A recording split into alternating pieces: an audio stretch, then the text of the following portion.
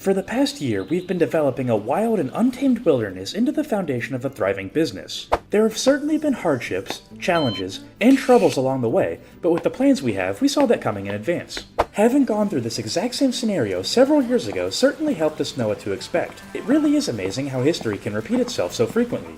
Keystone Park, our original zoo, also started from a barren field left behind by time and development. As Keystone Park progressed in its construction, there was a tangible shift not only in the surrounding community, but also in the very land in which the zoo was built upon. Native species who had not been seen in the region for decades are now returning home to nest. Trees and other plant life are blossoming in the spring, and so much more. Seeing this project from start to finish, from an empty field to a thriving zoo, is truly a once-in-a-lifetime experience, and luckily, we're about to achieve it again.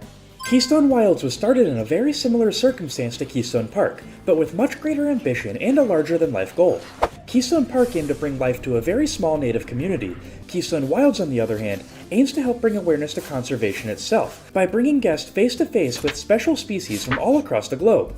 This incredible adventure started just under a year ago, and so far progress has been exceptional. While seemingly less organized on the surface than our sister zoo, Keystone Park, the entrance of Keystone Wilds is accomplishing something very different. What do timber wolves, red fox, and the North American beaver have in common? Simple, they're all from North America. What do giant anteaters, lar gibbons, little penguins, and Komodo dragons have in common? Absolutely nothing. These species highlight the amazing biodiversity of our planet, species from all over the globe, all within walking distance of each other, living in harmony, making for the perfect start of an adventure you're likely to never forget. Many species who call Keystone Wilds home are endangered in the wild and need outside intervention to help their small populations thrive. Conservation is the true theme of this zoo behind all the grandeur, and is absolutely our top priority and the reason behind all of what we do. Our zoo's various breeding programs so far have been vastly successful, albeit a bit slow for the amount of resources invested. With time, however, this is sure to improve.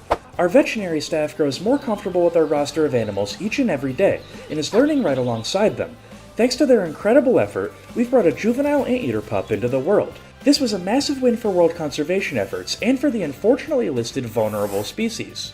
Cubby, so far, has been the only animal born at Keystone Wilds. However, that doesn't necessarily mean he's the only baby animal present.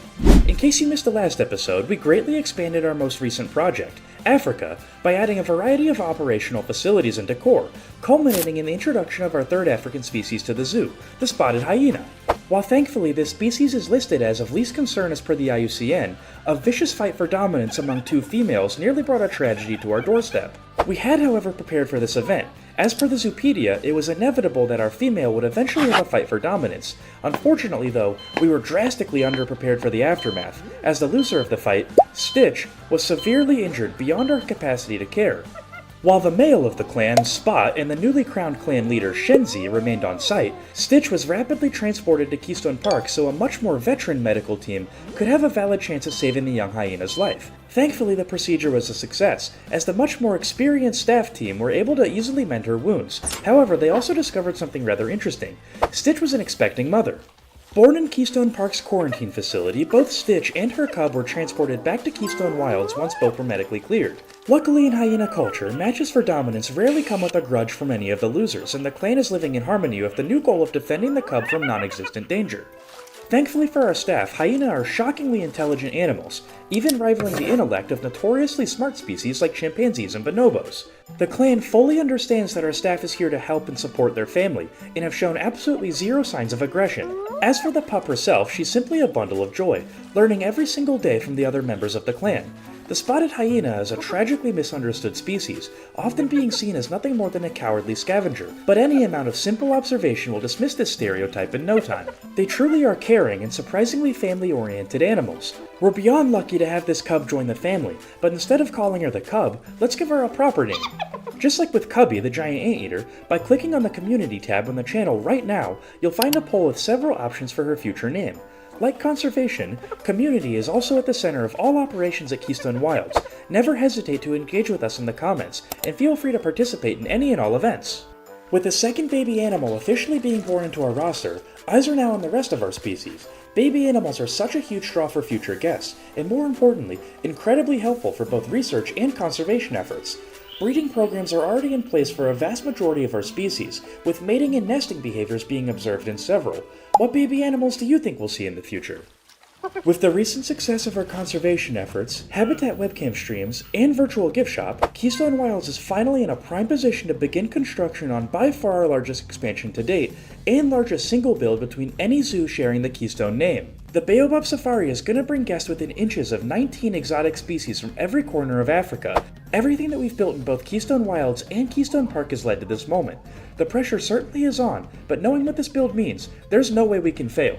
If you're interested in supporting the ongoing construction and development of Keystone Wilds and our latest adventures, we encourage you to join Club Keystone. As a member, you'll receive early access to videos, and your name will be forever etched into the wall of donors as a token of our appreciation. We want to give a heartfelt thank you to all of our current members. You truly are the reason we're able to continue this wonderful journey. If you enjoyed the video and the progress we make on Baobab Safari, please consider subscribing. Your support is more than just appreciated, it's essential. By liking the video, leaving a comment, or even sharing with your friends, you're helping us grow and reach more and more people who care about wildlife conservation. The channel's growth lately has been absolutely stunning, and with your help, we can keep this momentum going strong. The Baobab Safari is going to be split into 5 distinct sections, each vastly different from the last, highlighting unique environments across the entire continent of Africa. Today we're going to be completing the first of the sections, the Jungle's Edge. Let's see who's going to be calling this section home. The safari is going to begin with one of Keystone Wilds' most mysterious animals, the endangered Okapi. This is a species so shrouded in mystery our staff is ecstatic. Seeing that in the present day they can only be found in the heart of the Congo, they're only going to need land requirement today. We are however going to be working a fair bit of water into their habitat. You'll see how in a second. Like every animal we're going to be building for in the Jungle's Edge, Okapi are shy and solitary creatures. They're also exceptionally rare in captivity, so unfortunately we're only going to be bringing one to the zoo today. Since the Okapi is a rather under-researched ungulate, we don't necessarily know a lot about their habitat or enrichment food items. It looks like we're going to have to do a lot of our own research and observation. The Okapi actually does have a cohabitation with the red river hog, however unfortunately for the red river hog, it's not one of the 19 species present in the Baobab Safari. The critically endangered black rhinoceros, however, is the second species. With a wild population of 3,150 on the dot, it's absolutely critical that we set up a breeding program for these gentle giants as soon as possible. Just like the Okapi, they only need land requirement in their habitat, however we're also going to be incorporating some water in here.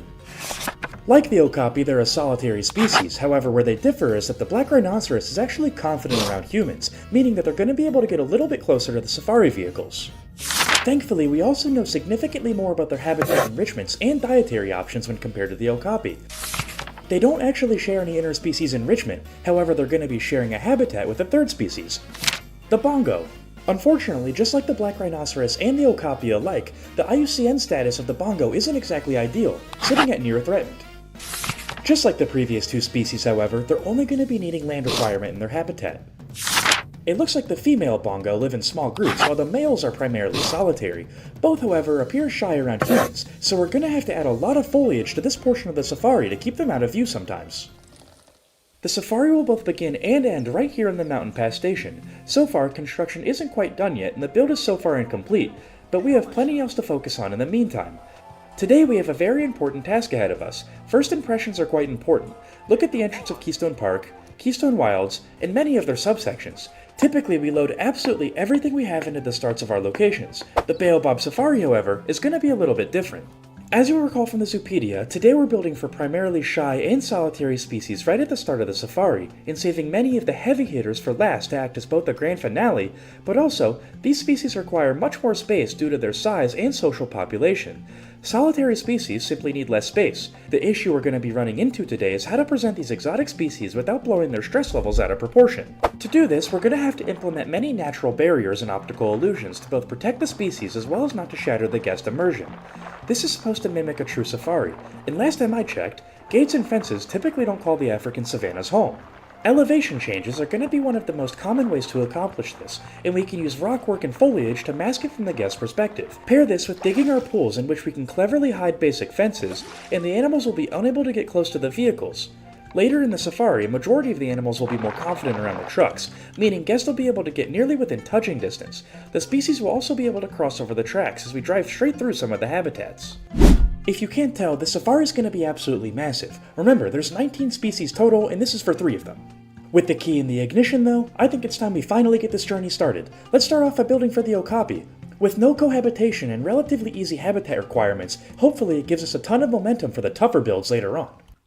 Keeping this enclosure natural is going to be tough, especially after 2 of the 3 first things I added were completely unnatural. To maintain guest immersion on the safari vehicles, it's going to be absolutely critical that we mask this fence in the background. The feeder can stay. It might be nice to get the Okapi to come a little bit closer to the vehicles. They are shy after all. The secret to this habitat success is going to be 100% found in the water. It's going to be a little bit of a complicated build compared to what we usually do at the start, but I think you'll be able to follow along. The main objective right now is going to be turning this small body of water into an overgrown swamp. This way, not only will it mask the track from the habitat and make it feel a little bit more immersive, but we're also going to be able to hide a fence right through the habitat so that guests may not be able to even see it. We're going to be utilizing a lot of periwinkle leaves on the surface of the water. Typically these are more of a grass block. Normally you would use this plant on land, however in this case it looks really convincing as algae on the surface of the water.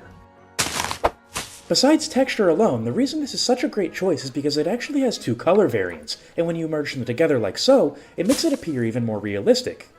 To avoid repeating the same shapes, whenever you're working with foliage in this regard, always make sure you have random rotation on, and don't be afraid to mash it into the terrain itself. Once all of the stand-in algae was in place, I began to detail the middle of the water with some lily pads. Just in case you're unfamiliar, this is elephant grass, and it's going to become one of the most important plants in the entirety of Baobab Safari. This is because, for whatever reason, it has an absolutely enormous hitbox, which effectively means that most animals in the game can't walk over it even when it's placed low in the ground. If there's anywhere in any habitat that you don't want your animal to be able to traverse, just place some elephant grass low to the ground. If you place it low enough, it even looks like regular grass. The issue with the elephant grass in this Okapi habitat is that it doesn't really look lush, so we can change that really easily with another key plant, the creosote bush. This plant honestly encourages a little bit of lazy foliage. It's so big and versatile and you can sink it into the ground just like the elephant grass, but it also is really effective at covering up landscapes. Notice how quickly it pretty much covered up the entire slope where it was placed all by itself. We also made the water a little bit more green to make it appear more swamp-like, mainly so we can blend the creosote bushes into it. Just like with the periwinkle leaves, they also have a second color variant, except this one is more of a dry bush. If you've seen the channel before, the last plant in the palette needs no introduction. Buffalo grass, effectively you just place everywhere. And by the way, in case you were curious, I'm going to be keeping a live counter for how many pieces of buffalo grass I place all over Baobab Safari. We're nearly at 1,000 after this video. For areas with higher elevation and larger cliff faces, we can't really use creosote bushes the entire way, they're simply not stable enough. We're going to have to switch up and use some rock. Luckily, the start of Baobab Safari already has a really nice rock and foliage palette. We can simply come over here and borrow some, and place it elsewhere in the habitats. After a lot, and I really do mean a lot of our standard foliage palette, we were eventually ready to place some trees into the habitat. Now, as strange as it may sound, the trees were by far the most difficult part.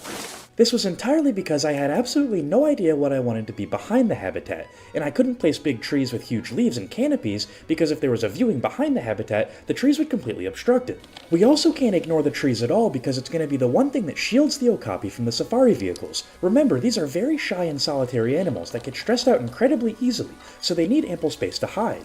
Thankfully I found a solution, and something that's going to make the Okapi enclosure even more special. It's going to be the one habitat in the safari that you can actually view from outside of the vehicle. It just so happened to be right behind the hyena habitat. I've heard it's a great neighborhood. At Keystone Wilds we focus a lot on conservation, so we recycled the hyena's barrier and brought it over to the Okapi's enclosure. Since this is the one location where we know exactly what's going to be in front and we already have exactly what's going to be behind it, we could really beef up this area with some heavy foliage. Not bad at all, I actually quite like how this turned out. We were able to cram a surprising amount of detail in here for only using like 3 different species of plants, but let's see what the Okapi thinks.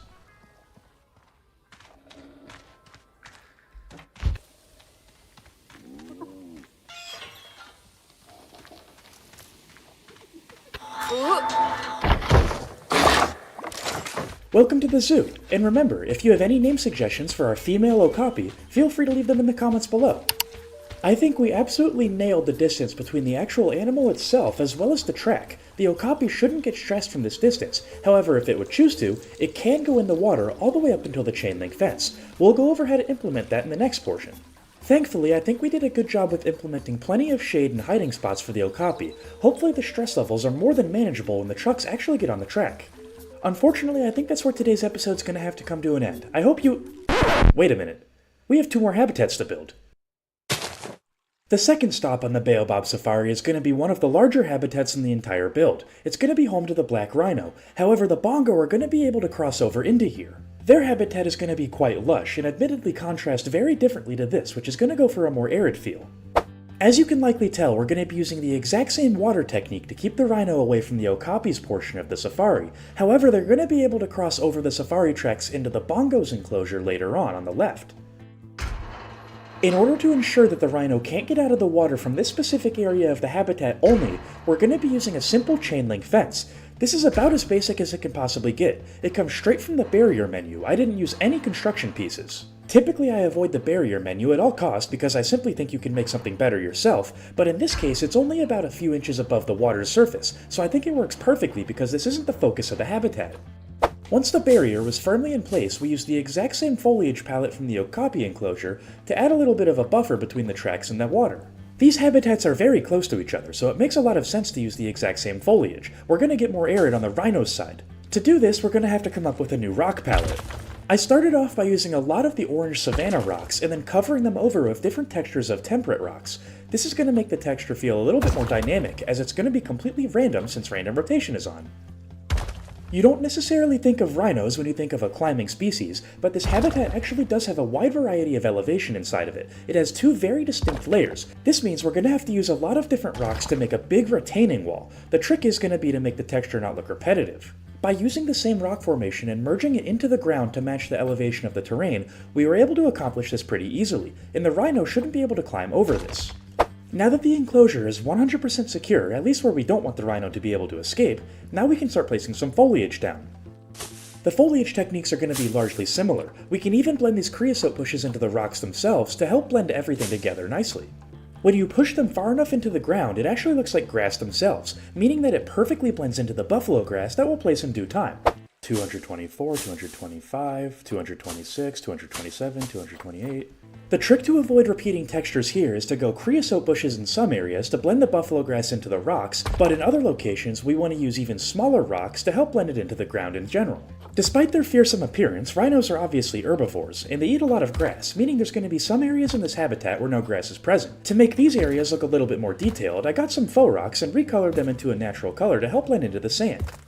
Shifting our attention to the more arid sections of the habitat, I wanted to focus and do all of the details around their mud pit enrichment item. It was surprisingly easy. Luckily, buffalo grass comes in orange. We used a lot more of the savanna as well as the desert rocks in this area when compared to the rest of the habitat. This is because I really wanted it to stand out as a place where not a lot of foliage can grow. Even the creosote bushes are dry. A lot of the trees in this area also have their roots partially exposed by the ground. This is because in my head, the rhinos have foraged around a lot over here and almost dug the entire place up. To blend the arid with the lush, I used a lot of this common saltwort plant. The dry texture of it acts as a middle ground in between the complete orange as well as the complete green. The habitat is certainly on the right track, although it looks a little bit empty and under-detailed, especially around the rocks. The way to fix this is going to be by detailing the top portion of the habitat. Even though guests won't be able to see a majority of it, some trees and other larger formations up here will impact the sightline. To effectively transition to the top layer, I used creosote bushes with the Align to Surface feature. This puts them at the exact same angle as the ground itself. After effectively transitioning to the top, I made very few and far between lush areas up here. It's going to be primarily sandy. In the wild, animals can get sunburned just like you and me, and how rhinos defend against this, against the harsh African heat, is by actually wallowing around in mud and sand, getting it all over their body and using it almost as a crude form of sunscreen. To further emphasize the shade on the top layer, I also added several trees. Now this is more like it. I really like how much of a contrast it is compared to the Okapi enclosure. Whereas that's a lot more shrouded in mystery and foliage, this is much more wide open. However, the rhino still can't escape to the top layer if he doesn't want to be seen.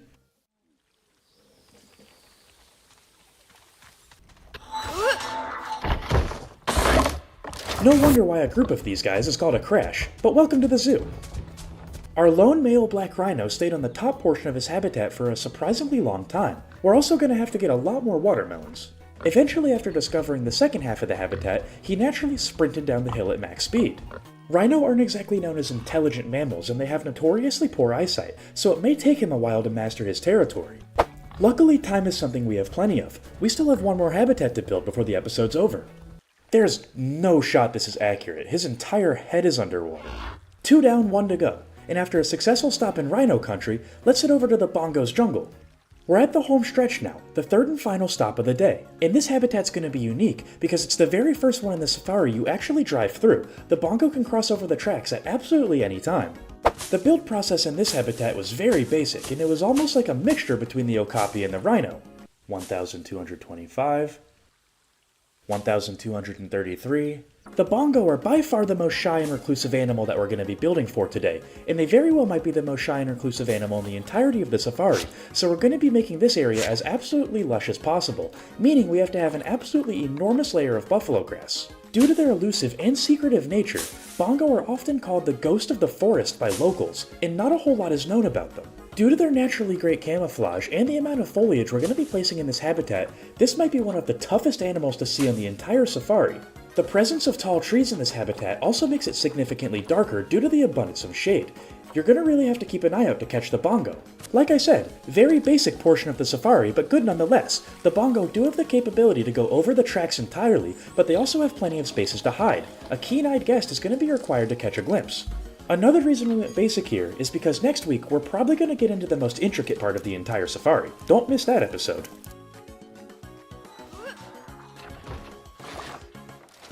Welcome to the zoo.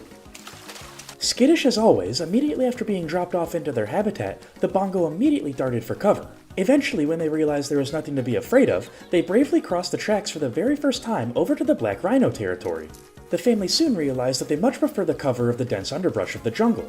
That isn't to say that the bongo and the rhino don't get along, quite the opposite in fact. The two species got along quite well for having the exact same diet. Typically animals that compete for food end up fighting. Unfortunately, I do think that's where we're going to have to call it for today's episode. I really hoped you enjoyed this one, and don't worry, there's going to be plenty more from Baobab Safari to come in the future. Stay tuned for next week, you really aren't going to want to miss that one. If you did enjoy today's episode and you made it this far, first of all let me know in the comments, but second of all, don't forget to like and subscribe so you can see the rest. Thank you so much for watching. Kingpin out. See you in the next one. With Keystone Wilds getting closer and closer to opening day, the general hype around the zoo is starting to seriously take off. Guests at Keystone Park, who at this point in time have grown used to their standard roster of mainly local species, are especially eager for some excitement. Keystone Wilds will be able to deliver excitement in droves, and not just because of our more exotic roster of species. However, that certainly is a huge plus. We've been working day in and day out to ensure that this location is an outright upgrade to what came before, in nearly every way imaginable. We've gone over budget with marketing, launched a 24/7 live habitat web camera stream, and even launched a real store that you yourself can check out right now using the link in the description. All of these efforts so far have the same root goal, to build hype and anticipation for opening day, and ensure that it's one for the history books. Getting guests into the zoo is going to be the easy part though. Keystone Park has grown popular enough, and old enough, that many will give Keystone Wilds a chance based on name and brand recognition alone. Profit, however, is made with repeat customers, so in order to accomplish this, we truly have to put on a show and blow people away. You would think the zoo with wild in its name would be able to accomplish this quite easily. However, stress and pressure are persistent no matter how good the odds seem. Things have gone quite wrong in Keystone facilities before. What if it happens on the most important day yet? Our younger and less experienced staff at Keystone Wilds has grown increasingly nervous as opening day grows near, especially as we continue construction on our latest expansion to date in preparation. As a result, Keystone Park has sent over some veteran staff members to aid in operations and animal care at Keystone Wilds, and reloaded their own staff as some rookies of their own. These experienced and highly trained Keystone staff members took to their new assignments with extreme efficiency, showing the younger members tips and tricks to running a zoo and business in a more optimal manner. In turn, the younger members of the team were able to introduce the newcomers to all of our animals around the zoo, ensuring that they were comfortable with the new faces. A majority of the species didn't seem to mind as they were preoccupied with each other or in some cases their enrichment items scattered about. Some species seemingly bonded with the new keepers. The quickest way to an anteater's heart is with a bucket of termites after all. The one exception to this was actually our lar gibbon. In case you were unaware, these lesser apes are incredibly territorial primates. They had grown used to the original Keystone Wild staff over time and accepted their presence, but with the new faces, it seems to have stressed them out a fair bit. They so far have been exhibiting some rather unusual behavior for them, and our veterinary team is unsure if it has to do with the stress of the situation, or something else may be at play. If you think you know what the problem could be, let me know in the comments. The other notable behavior change was surprisingly found in our Asian small-clawed otters, but this was a change for the better. they had grown relatively stagnant in their routine, even seemingly being bored of their favorite bubble machine. Completely opposite to our gibbons, a keeper mix-up was precisely what they needed to gain some energy back. On the topic of the Asian small-clawed otter, we're in the process of looking for a male to add to our family, and hopefully create a breeding program for this at-risk species. We've had some luck so far with breeding programs, most recently with Sasha, the newborn spotted hyena cub. The circumstances around her birth are actually another reason as to why we brought over some of the Keystone Park staff. If you want to know the full story here, be sure to check out this video. Sasha has officially integrated into her clan quite nicely, and thankfully, their clan leader Shenzi has accepted her despite not being blood relatives. Spotted hyena are a matriarchal species, meaning the females of the group are the ones who are in charge. In the animal kingdom, this is relatively uncommon, and sometimes, unfortunately, a younger alpha may see an unrelated female cub as a future challenge to her authority. Thankfully, this is yet to happen. However, we haven't yet eliminated the possibility completely, and are frequently monitoring the situation. With the new hands on deck, though, this has eased a lot of the workplace burden off of our exhausted staff. Our spotted hyena reside in Africa, our latest expansion to Keystone Wilds. Upon the completion of Africa, the zoo will officially open to the public, and so far things are going well and on schedule. Currently, Africa is home to a solitary aardvark, a group of sacred scarab beetles, the spotted hyena clan, and our latest and greatest project, Baobab Safari. Located in the heart of Africa, Baobab Safari is an absolutely massive project that we've only recently begun. If this is your first time watching, welcome aboard. Starting off at the Mountain Pass station, guests are going to be able to board their 4x4 safari vehicle. Then, our expert tour guides who have been training day in and day out mastering facts and quips about our various species will put their foot to the pedal and the journey will officially be underway. We're estimating that the total runtime of the ride from start to finish is going to be around 20 to 25 minutes, so it truly is going to be a wild ride. After leaving the Mountain Pass station and weaving through the narrow rock formations, only after waiting in line, you'll finally be able to meet the first resident of the reserve. Meet Minnie the Okapi. Her habitat is rather basic and she may be difficult to spot at times. That's because each animal in the first section, the jungle's edge, is incredibly shy around guests. We want them as far away from the cars as possible if need be, only with the option to come closer and explore if they choose so. A fun fact about Minnie's habitat, it's actually the only one in the entire Safari Reserve to be able to be viewed from off the ride. Think of it as a trailer for the main event. The Okapi is an endangered species, and one not many people are even aware of at that. For this reason, we saw it necessary and crucial to not gatekeep seeing this wonder of the Congo behind an additional paywall. We also may just have plans for the rest of the Congo in the near future after the safari's completion. After potentially catching a glimpse of the Okapi, you'll then be met with one of the largest species on the reserve. Meet Rocky, the critically endangered black rhinoceros. Just like Minnie the Okapi, his habitat is separated by a moat, but not necessarily because he would get stressed. However, that is always a factor, but mainly because these 4x4 safari vehicles are not designed to take the brunt of an angry pachyderm. The black rhinoceros can be incredibly unpredictable in captivity, but thankfully they're typically quite docile. Rocky normally spends his days exploring the habitat and seems to enjoy watching the test runs of our staff on the outskirts of his territory. After passing by the Rhino's ridge, you'll then enter a much more foliage-dense section of the tour. It's a little darker in here, so keep your eyes peeled and you may just spot one of our 3 bongo. Also known as the ghosts of the forest, this elusive species is shrouded in mystery and intrigue. Meet Snare, Conga, and Bass. All 3 have seemingly adapted into Keystone Wilds well, and no out-of-the-ordinary behavior has been observed as of yet. Thankfully, they get along with Rocky well, as their habitats are physically connected. Normally they only cross paths at feeding times, as the bongo tend to prefer their privacy, as opposed to the much more open sections of the safari. Today is going to be an interesting day, as we're going to be adding one of the largest single habitats into the safari, with 2 species included. Both are ferocious in their own ways, despite only one of them being a true carnivore. Despite the increased danger, I think we're going to be just fine. If you're at all interested in supporting the ongoing construction and development of Keystone Wilds, we encourage you to join Club Keystone. As a member, you'll receive early access to videos, and your name will forever be etched into our wall of donors as a token of our appreciation. We want to give a heartfelt thank you to all of our current members. You truly are the reason we're able to continue this excellent journey. If you enjoyed today's video and the progress we make here at Keystone Wilds, please consider subscribing. Your support is more than just appreciated, it's essential. By liking the video, leaving a comment, or even sharing it with your friends, you're helping us grow and reach more and more people who care about wildlife conservation. The channel's growth lately has been stunning, and with your help, we can keep that momentum going strong. Thank you all for being a part of this adventure. Together, we truly are making a difference. Meet the hippopotamus. Despite having a relatively sizable population in the wild, the IUCN currently lists them as a vulnerable species. This likely means their wild population used to be a lot larger.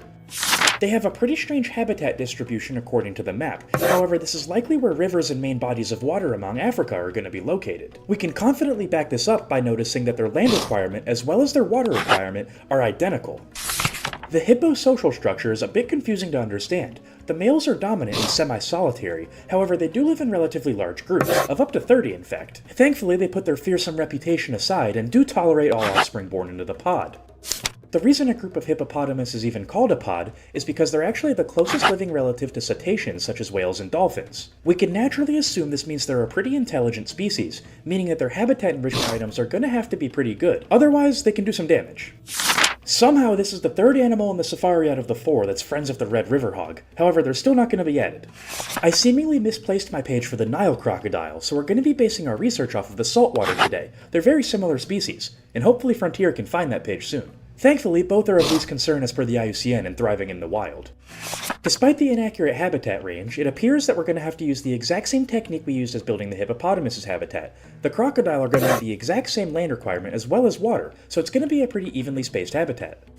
While the saltwater crocodile is a very territorial and antisocial species, the Nile crocodile that we're going to be bringing into Keystone Wilds today are the complete opposite. They can be found in massive groups along the coast, so this page for the most part is inaccurate and unhelpful to us. Reptile in general are pretty easy animals to take care of. As long as you keep them fed, they don't need a ton of habitat enrichment items to keep them entertained. While I wouldn't necessarily recommend a crocodile, reptiles are pretty good starting animals. No way. Oh, wrong page. As you likely guessed, our crocodiles aren't going to have any cohabitation today, and neither are the hippos. We're going to be separating the habitats in a very creative way. As I mentioned before, the hippo and crocodile habitats will be located right after the jungle's edge in the second of the 5 sections of the safari, the Congo River Basin. The hard part of this habitat is going to be both giving the guest an excellent view of the animals, as well as making sure the guests are safe from the animals. In order to make sure this doesn't happen, we're going to have to elevate the track far above the water. The problem with this is that both the hippos, who will be seen first, as well as the crocodiles of any sort, tend to spend a majority of their time completely submerged in the water. If the tracks are too far away, the animals may be impossible to see from above. To counteract this possibility, we'll make the lagoon just deep enough for the hippos to be submerged underneath, but shallow enough to where they should all be visible from the guest on land. We'll also be adding in some small islands for them to lounge on a bit closer to the vehicles as they pass by. In case you didn't know, hippos actually can't swim at all. They're so dense and bulky that they're simply too heavy to officially swim, and instead walk along the bottoms of the lakes. This means we're going to have to get the depth of the water exactly right, and luckily there's a place that'll tell us the exact height the water relatively needs to be. Unfortunately, the Zoopedia doesn't quite list this information, instead only giving the length of the animal, which in this case is about 14 to 12 feet. However, if you look at a diagram of a hippo, it looks like they're about twice as long as they are tall, so in this case all we have to do is divide the length by 2, in which case we'd get about 12 to 7 feet, and this is going to be the exact depth of the water. The pod of hippos that we're bringing in today are all wild rescues coming straight from the watering holes in sub-Saharan Africa. Their region has been hit with an unfortunate drought that is more intense than our friends could handle, so their family of hippos is being relocated to Keystone Wilds. We can expect 4 adults today, 3 female and a single bull, and excitingly, along with them they have a young male calf at about 2 years old. As for the crocodiles, their habitat is going to be slightly on a higher elevation, meaning there's going to be a waterfall filtering their water to the hippo's lagoon below. This is going to add some dynamic movement to the habitats, even if all of the animals are hiding beneath the surface of the water and out of sight for the time. The main difference between the two habitats, besides the general size, as in the hippo's habitat being significantly larger, is that the crocodiles are going to be seen from a faux rickety bridge, giving the illusion that you may be thrown over at any moment. For now though, we're going to completely focus all of our attention and resources on completing the hippo habitat before even thinking about the crocodiles. This is going to severely limit the scope of the habitat, which is a good thing in this case. By digging out a concrete and enclosed space for us to work and finish 100%, this will make the rest of the habitat a lot more manageable to approach. In order to accomplish this, we're going to have to line the sides of the habitat with rocks, mulch, and other things to prepare for the foliage. As you can probably notice right now, there's a sizable gorge in between the land and the tracks. This is unacceptable and it doesn't look really good at all, so in order to fix this, we're going to be lining the sides of it with mulch. This is all done in preparation for the foliage that we're going to place much later into the process. There is still a tiny gap in between the tracks and the mulch, however with the foliage in place you won't be able to notice, it'll go right over it. Throughout the rest of Baobab Safari, this is going to be our main weapon in dealing with elevation changes and making it look good from the sides. To make it appear that the mulch has a natural starting point and it's not just coming out of nowhere, we're going to be masking the front of it with rock formations from the previous episode. There's so much foliage and so many rocks in this entire safari that it's going to be impossible to notice the repetitive textures. Naturally, in doing this, we're going to be left with some small gaps in between the rocks, the mulch, and the track. Use creosote bushes and buffalo grass to patch them up. This habitat is going to be incredibly lush, and the rock work by no means is going to be the focal point, so we're not going to go crazy with different rock textures. The foliage is going to cover a majority of it up. However, when placing the rocks, it's always important to have random rotation on, or at the very least change up the angle every once in a while so the textures don't look too repetitive. It's very important to beef up the border between the crocodile and the hippo habitats, and luckily crocodile can't climb well at all, so a bunch of rock work here is going to completely stop them from jumping over the waterfall. We'll be sure to add some more security measures in the meantime, but for now this is good. As you probably noticed, I left the tops of the rocks very flat, and this was definitely on purpose. I then placed some mulch on top of the rocks so we could come in later with some foliage to help aid the sightlines of the habitat. Not a bad start at all, but it should be really clear that we have a long way to go. The next easiest part of the habitat to complete is going to be the bank of the river that's closest to the tracks. This is because we already have a good model of it in the Okapi habitat, however it's going to be drastically different. Remember, Minnie is shy, so we don't always want the guest to be able to see her, so the foliage is pretty dense in the back parts of the habitat. From the guest perspective, we're also going to be slightly looking up on a hill to see the Okapi. This is the complete opposite of the view from the hippo. We're going to be looking down at them from the tracks. Luckily, we know for a fact the water's the right depth. The first step is certainly the most important. We have to place a chain link fence on the edge of the water that the hippos can't climb up. This way, in case they get curious at the vehicles, they physically won't be able to leave the pool from this direction. Between the amount of foliage we use, the direct placement of it, and even the color of the water, the rest of Baobab Safari so far has been incredibly swamp-like. Simply putting it, this isn't going to cut it for this habitat, because if there's a lot of foliage on the surface of the water, the hippos won't be able to be seen once they submerge. Hippopotamus aren't shy in the slightest, so we don't have to worry at all about hiding them from the guest perspective. They can be seen the entire time of the safari, and they won't mind one bit. In order to get the foliage to go from the top of the track down to the bottom of the water, we're going to use the exact same foliage palette we used in the previous episode. We certainly want this build to look similar to the others, but just with a bit less foliage on the surface of the water, and I think we accomplished that well. The creosote bushes mixed with the saltwort, mixed with the buffalo grass, and even some of the pre-built terrain grass do a really nice job. The key now, and the tedious part of the build, is going to be spreading this foliage palette throughout all of the rock work that we previously did. We also have to make sure that there's no gaps in between the tracks and the mulch. There hasn't been a build in Planet Zoo history that wasn't at least a little bit tedious, so if you're finding the work you're doing to be tedious, you know you're on the right track. One side of the habitat down, and I really like how it's looking so far. There's plenty of space in the open water that guests are going to be able to see the hippos no matter where they go. Let's work on some enrichment items next. The hippos need to be entertained. Every aspect of the habitat that we've built so far is relatively unseen from the guest perspective. Now though, we need to focus all of our attention exactly on what the guests are going to see. Enrichment items are going to be a great start. We started off with some pretty basic feeders for the hippo to enjoy, but we also made this veggie jelly cake for the very first time. Hippo have surprisingly sensitive skin and can actually get damaged by the sun a fair bit, so we're going to give them this mud bath to roll around in so they can use it as almost a natural sunscreen. To further help them cool off on a hot day, we'll add a sprinkler right on the center of this island. This should manipulate them over here. Now that all of the enrichment items are firmly locked in place, we have a rough idea of the layout of the habitat. I think it'll be easiest to start with the mud bath. That's because in the last episode we made something very similar, so we already know how to do it well. However, our Rhino Rocky doesn't really like to use it all that much. In this habitat we went for a very arid field with a lot of dead grass around, however this is going to heavily contrast from the mud bath and the hippo enclosure. The build was surprisingly easy, mainly mixing savanna rock with temperate rock. They have the exact same texture but a different color. Simply put, these desert rocks make it look like temperate rocks that got muddy from the pit. The rest of the habitat is going to be entirely lush, so I figured the next easiest place to start would be these islands. They're really small and easy to manage, only taking a couple of minutes each. The reason that we started with these three smaller aspects of the habitat is because now all we have to do is connect them up. It's really beneficial to break your habitat construction down into more manageable pieces. Building all of this in one sitting would have been impossible, not to mention burnout. My personal favorite way to handle larger areas of a habitat are first to mark it up with the terrain tools. This is really easy. From here we can come over with some very basic foliage from our palette and cover all of the pre-built terrain grass. This makes the texture a whole lot more interesting. From here all we have to do is work our way up the retaining wall and detail it in any way possible, sometimes with foliage and sometimes with more rocks. In some situations, you want to add a little bit more movement and have something going on in an otherwise boring area of the habitat. This is exactly one of those locations. Right here we're going to be building a waterfall. After digging out a small divot into the hill, I first placed 2 rocks on either side of the formation. After this, we used the Align to Surface feature and a flat rock to entirely smooth out the back. When working with flowing water special effects, it's always important to work from the top down. I used the special effects as opposed to the pre-built from the aquatic pack because these are a little bit more violent. We're going to have some foliage and branches coming over the top of this that are going to disrupt the flow of the otherwise smooth water, meaning we need the water to be a little bit more erratic. We hid additional special effects under the surface, making it appear that the waterfall is flowing into the main lagoon. The hippo should actually be able to walk straight over this. From here the main build is done, it's just a matter of making it look good and concealing some of the awkward parts of the special effects. I think it's a job well done. Obviously it's highly under-detailed, but the rest of the habitat is looking spectacular. Surprisingly, we only have one more step to go, and it should be the easiest part yet. All we have to do is get rid of the pre-built terrain on the left side. That shouldn't be difficult in the slightest. Sometimes it absolutely amazes me how much detail you can add to a habitat in just 20 minutes. The real question is how do we do this so quickly? Well, I'll show you.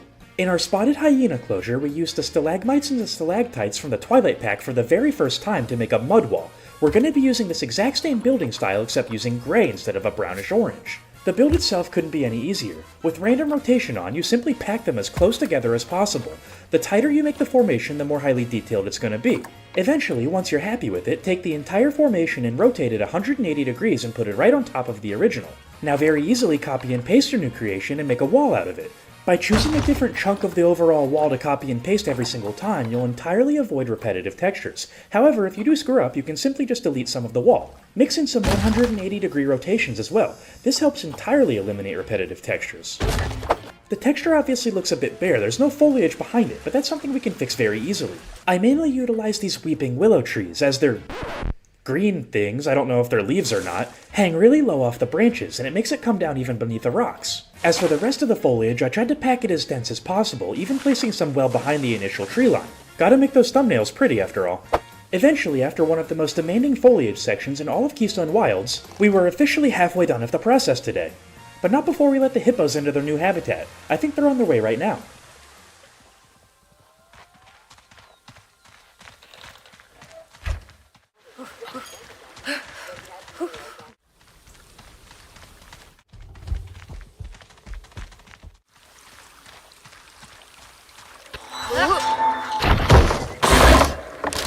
Thankfully we got the scale and scope of the habitat precisely correct. You can barely see the hippos as they're fully submerged in the water, but you can always see them.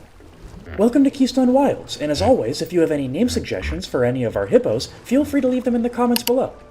Unfortunately, the big bull male of the group has shown some aggressive tendencies so far. He's not adjusting into Keystone Wilds as well as we would have thought.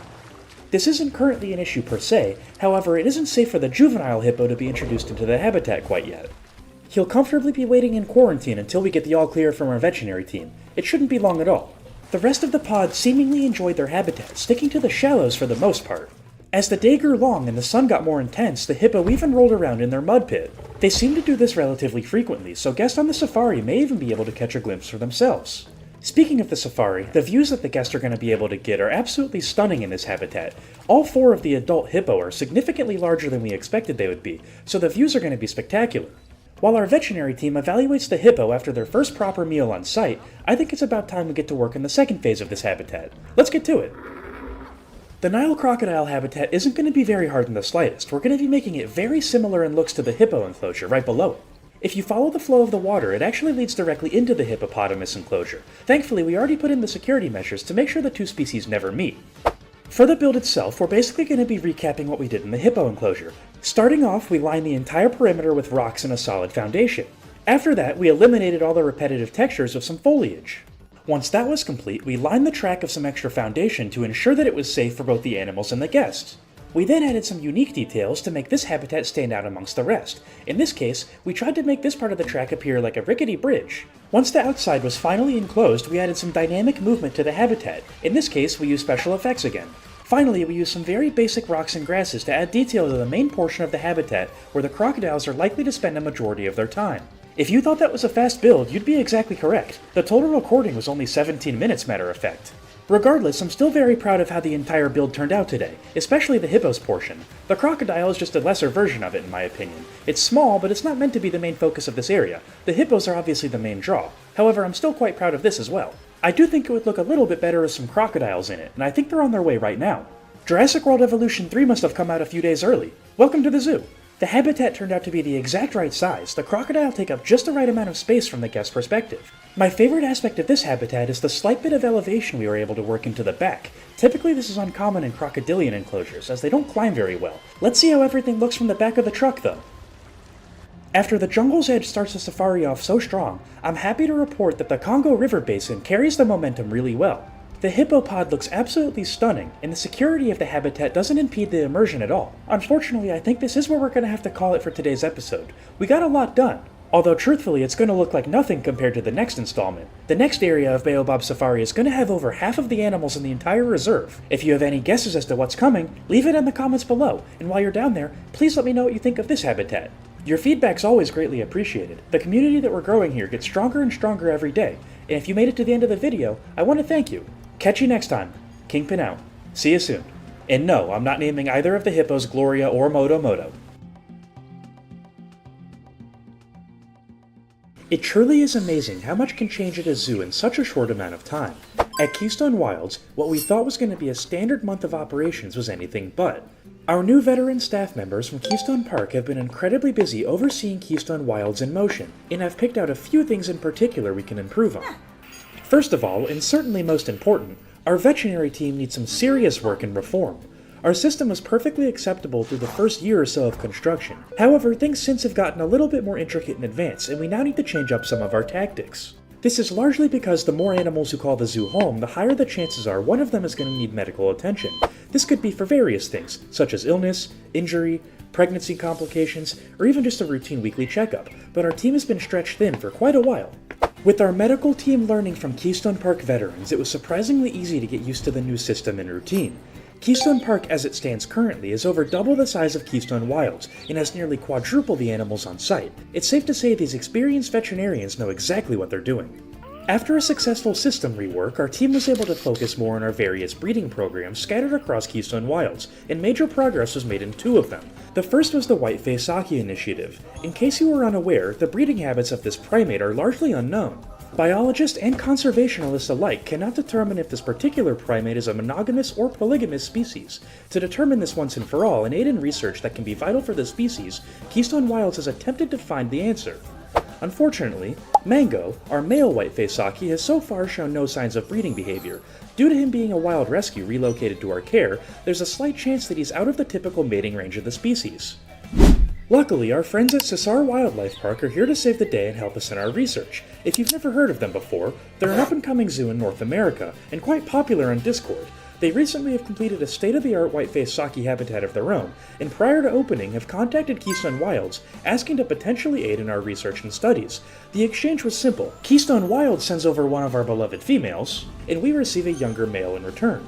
The trade perfectly benefits both locations, and in theory will make the research go twice as fast. If you'd like to hear more from Sassar Wildlife Park, or other amazing zoos, including behind-the-scenes sneak peek at Keystone Wilds, consider joining the Discord server. The link is always live in the most recent video's description. We even run some special challenges from time to time for real-life rewards. This month's challenge, for example, is to not only build a stellar gift shop in Planet Zoo, but also design a real product that can be sold inside of it.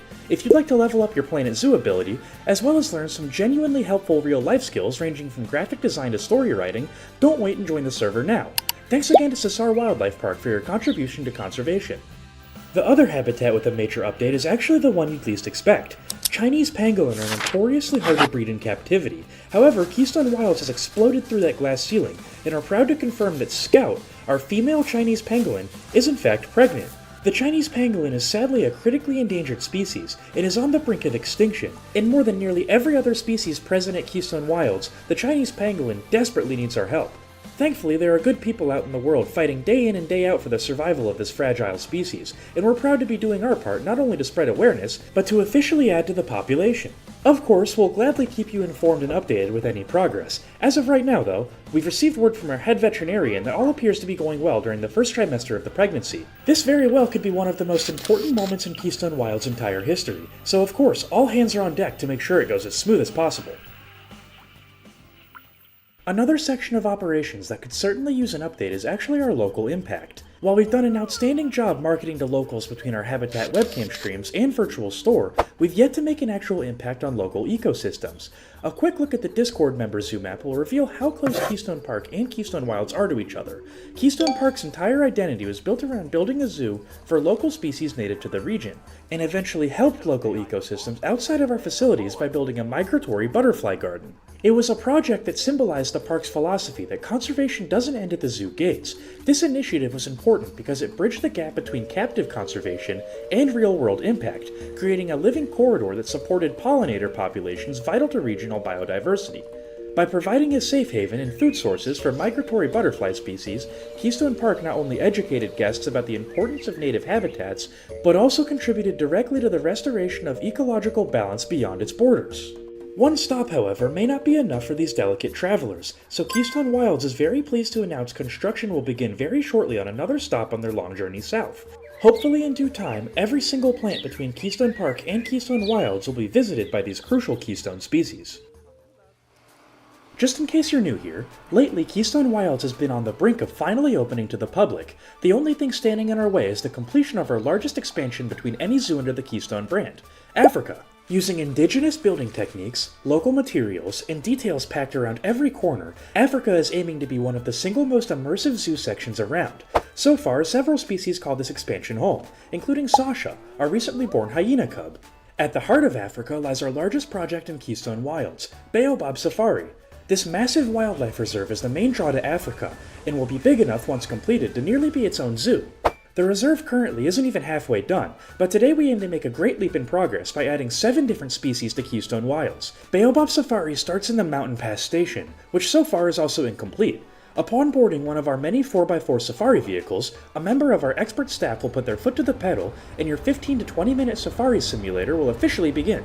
Our staff has been working very hard day and night to ensure that each ride is special and unique. It's certainly a difficult job though, as each safari quite literally is special and unique. These aren't simple animatronics like you'd find at similar attractions at local amusement parks. These are living creatures that can go anywhere in the reserve within the bounds of safety.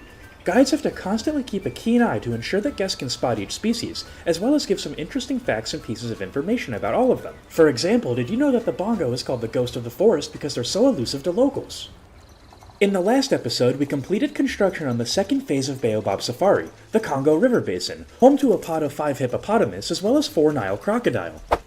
Truthfully, it took a bit of time for the hippopod to adjust into their new home. They're very territorial animals after all. Eventually though, after some time, the group all grew comfortable in their new habitat, and our staff felt it safe to allow their baby to join them at Keystone Wilds. Meet Harold, our wild-born juvenile hippo. Harold is estimated to be about 2 years old. We're not exactly positive as he was born in the wild, however you can tell by his attitude and how clingy he is to his mother. Gayla and Harold have an excellent mother-son relationship. It's quite wholesome despite the hippo's fearsome reputation. Fearsome is an excellent word to describe Wally, the bull male hippo of the pod, and one of the largest animals in all of Keystone Wilds. Typically in the wild, a single bull hippo will mate with all the females in his pod. As a result, Harold's destiny is likely to be returned to the wild once he's of age, but until then, he has a wonderful home at Keystone Wilds. Thankfully, the Keystone Park staff have worked with the hippopotamus before through various zoo conservation efforts, so adjusting them into Keystone Wilds was easier than expected. They eat a comical amount of food though, and are expensive to keep. We need to finish the rest of the safari fast, in order to simply afford their massive appetites. Neighboring the hippo's lagoon is our Nile crocodile enclosure. Meet Lyle. All 4 of the crocodile were surprisingly easy to adjust into captivity, and to be totally honest, have yet to make much of an impression. Reptiles in general tend to move around a lot less than mammals do, but this goes double for Nile crocodiles since they're ambush predators. The dynamic between predators and prey and how it all commonly centers around native watering holes is quite fascinating. Matter of fact, it's going to be the main focus of our next expansion, the African Savannah. We certainly have a lot of work to do today, and you can never be too careful when dealing with predators like we are, but with enough hard work and perseverance, I think we'll be just fine. If you're interested in supporting the ongoing construction and development of Keystone Wilds, we encourage you to join Club Keystone. As a member, you'll receive early access to videos, and your name will forever be etched onto the wall of donors as a token of our appreciation. Thanks so much to everybody who currently is or has been a member. It really means a lot. If you enjoyed today's video and the progress we're making here at Keystone Wilds, please consider subscribing. Your support is more than just appreciated, it's essential. By liking the video, leaving a comment, or even just sharing with friends, you're helping us grow and reach more people that care about wildlife conservation. With a wild population of 6,600, the African wild dog is certainly endangered according to the IUCN. They also go by a variety of different names, including the aforementioned African wild dog, but they're also known as the African painted dog in other regions. Just know that whenever I use either, we're talking about the same animal. The reason behind these different namings of the species is vastly apparent once you look at their habitat map. They're located all over Africa, but in very small groups, and they're not connected to one another. Unfortunately, this is a telltale sign of overhunting. On the bright side, the African painted dog only needs about 1,100 square meters of land. Nothing else. African wild dogs are very social animals. The Zoopedia heavily emphasizes this. Their families appear to be led by an alpha male and an alpha female. Today we're going to be bringing in one of each, and hopefully starting our own family. As evidence from some of their fun facts, especially the second one, it's going to be absolutely critical that we keep the African wild dogs out of the rest of the African savanna. This is going to be difficult, but not impossible. As expected for a predator species, the African painted dog doesn't have any cohabitation benefits from any other species. However, they're the only animal out of the 7 that have this trait. That's because the plain zebra, the reticulated giraffe, the springbok, the sable antelope, the blue wildebeest, as well as the Thompson's gazelle all share cohabitation with each other, and they're going to be in the rest of the habitat altogether. We don't have time to go over every single one of them, but luckily, a lot of their habitat requirements are the exact same. Let's use the plain zebra for an example. Not to spoil anything about the build, but the habitat is going to be far larger than every species' habitat requirement combined and probably multiplied by 10. What's important to know though is that every single species on this list only has land requirement. There's no water necessary, but we will be adding some. Thankfully, there's a great deal of overlap in both their diet as well as their enrichment items too, so the habitat's going to look relatively uniform even though there's a ton of different species running around. As you can likely tell, this habitat is going to be absolutely enormous. To house all of these species, it certainly has to be. I'm incredibly excited to finally be able to try and replicate a natural environment on this scale, but before we truly begin, I think it'd be smarter to start with the African wild dog enclosure. It's going to be significantly smaller. Obviously we don't want these fierce predators to be able to access their in-the-wild prey, so we're going to have to get really creative on how we can provide both safety to our species, as well as a stellar view for the safari riders. Since the safari vehicles are fairly tall and the painted dogs are likely the smallest species on the reserve in this point, even including Harold, it makes the most sense to me to build their habitat slightly sunken into the ground. This way the guests are going to be looking at them from a top-down perspective, and the rest of the animals are going to be safe from the dogs. In order to keep them contained, we'll start off with a relatively standard rock barrier around the entire habitat, blending it seamlessly into the surrounding foliage. By far, one of the most important steps to think about in the early stages of production is where your habitat is in relation to the rest of the zoo and what's around it. For example, our painted dog enclosure is directly behind our Nile crocodile habitat. This means the foliage backdrops are both going to be back to back with each other. Knowing this, why not save some time and reuse the exact same foliage palette? It's also critical to think about sightlines in your habitats. By adding depth and not just placing the foliage along a straight 180-degree line, it simply makes the habitat more interesting to look at. This area of the safari is supposed to perfectly simulate a real African savanna as you'd find, well, in Africa. The more wild and varied we can make the surroundings, the better. Another thing to keep in mind in terms of the safari, starting all the way back from the Mountain Pass station and ending at about the Nile crocodile enclosure, it's all a relatively straight line. At this point, this is the first time the safari actually veers left. Luckily we saw this coming in advance, but now the foliage has a secondary and more important task. It has to mask the upcoming areas so guests never know what's coming next. We don't want to spoil anything long before you actually drive by it. For example, if we don't fill up this empty field with various greens, you'll be able to see the entire African savanna before your car actually arrives. This is unacceptable, and it's going to completely take guests out of the immersion. It's going to be a lot easier to add the surrounding foliage once the habitat itself is actually completed, and the first order of business, I think, is to contain the wild dogs into the pit. The rockwork as it stands should be enough, but we're leaving nothing to chance. These are dangerous animals. To ensure the dogs can't escape, we'll be adding in some extra security measures on the outside of the enclosure as a last resort line of defense. Hopefully with our anti-climb barriers built, the dogs won't even think about trying to escape. It's absolutely critical to be careful of the angles and heights of man-made objects such as fences on the reserve. As to make this the most authentic and immersive experience possible, we want as few man-made objects as possible to be within the guest view. In a bizarre game of 4D chess realism, we actually mess this up on purpose a few times and leave some fences or structures in view. In reality, sometimes zoos do mess up and you can see through the cracks of their facades. It's nearly impossible to have a perfect facility, especially with variables as volatile as wild animals. Shifting our focus back to the wild dog enclosure, we don't want this habitat to overshadow anything in the savannah, so we're going to be making it relatively basic. To further blend the habitat into the surroundings, I covered up some of the security fencing with some standard creosote bushes and foliage. After that was finished, I scattered around some enrichment items for the dogs to enjoy, my favorite being this zebra theater to simulate a stealthy ambush on the plains. I then realized that the African wild dogs would need somewhere to hide, sleep, and get out of the guest view on occasion, so I built up a cave out of some temperate rocks and used some foliage to mask any imperfections.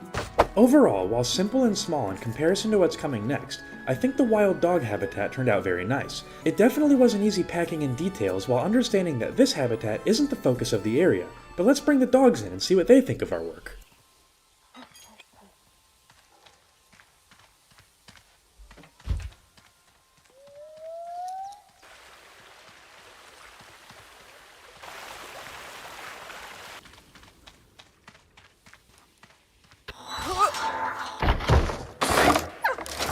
Upon entering the habitat, the African painted dogs scoured the entire perimeter looking for potential escape exits.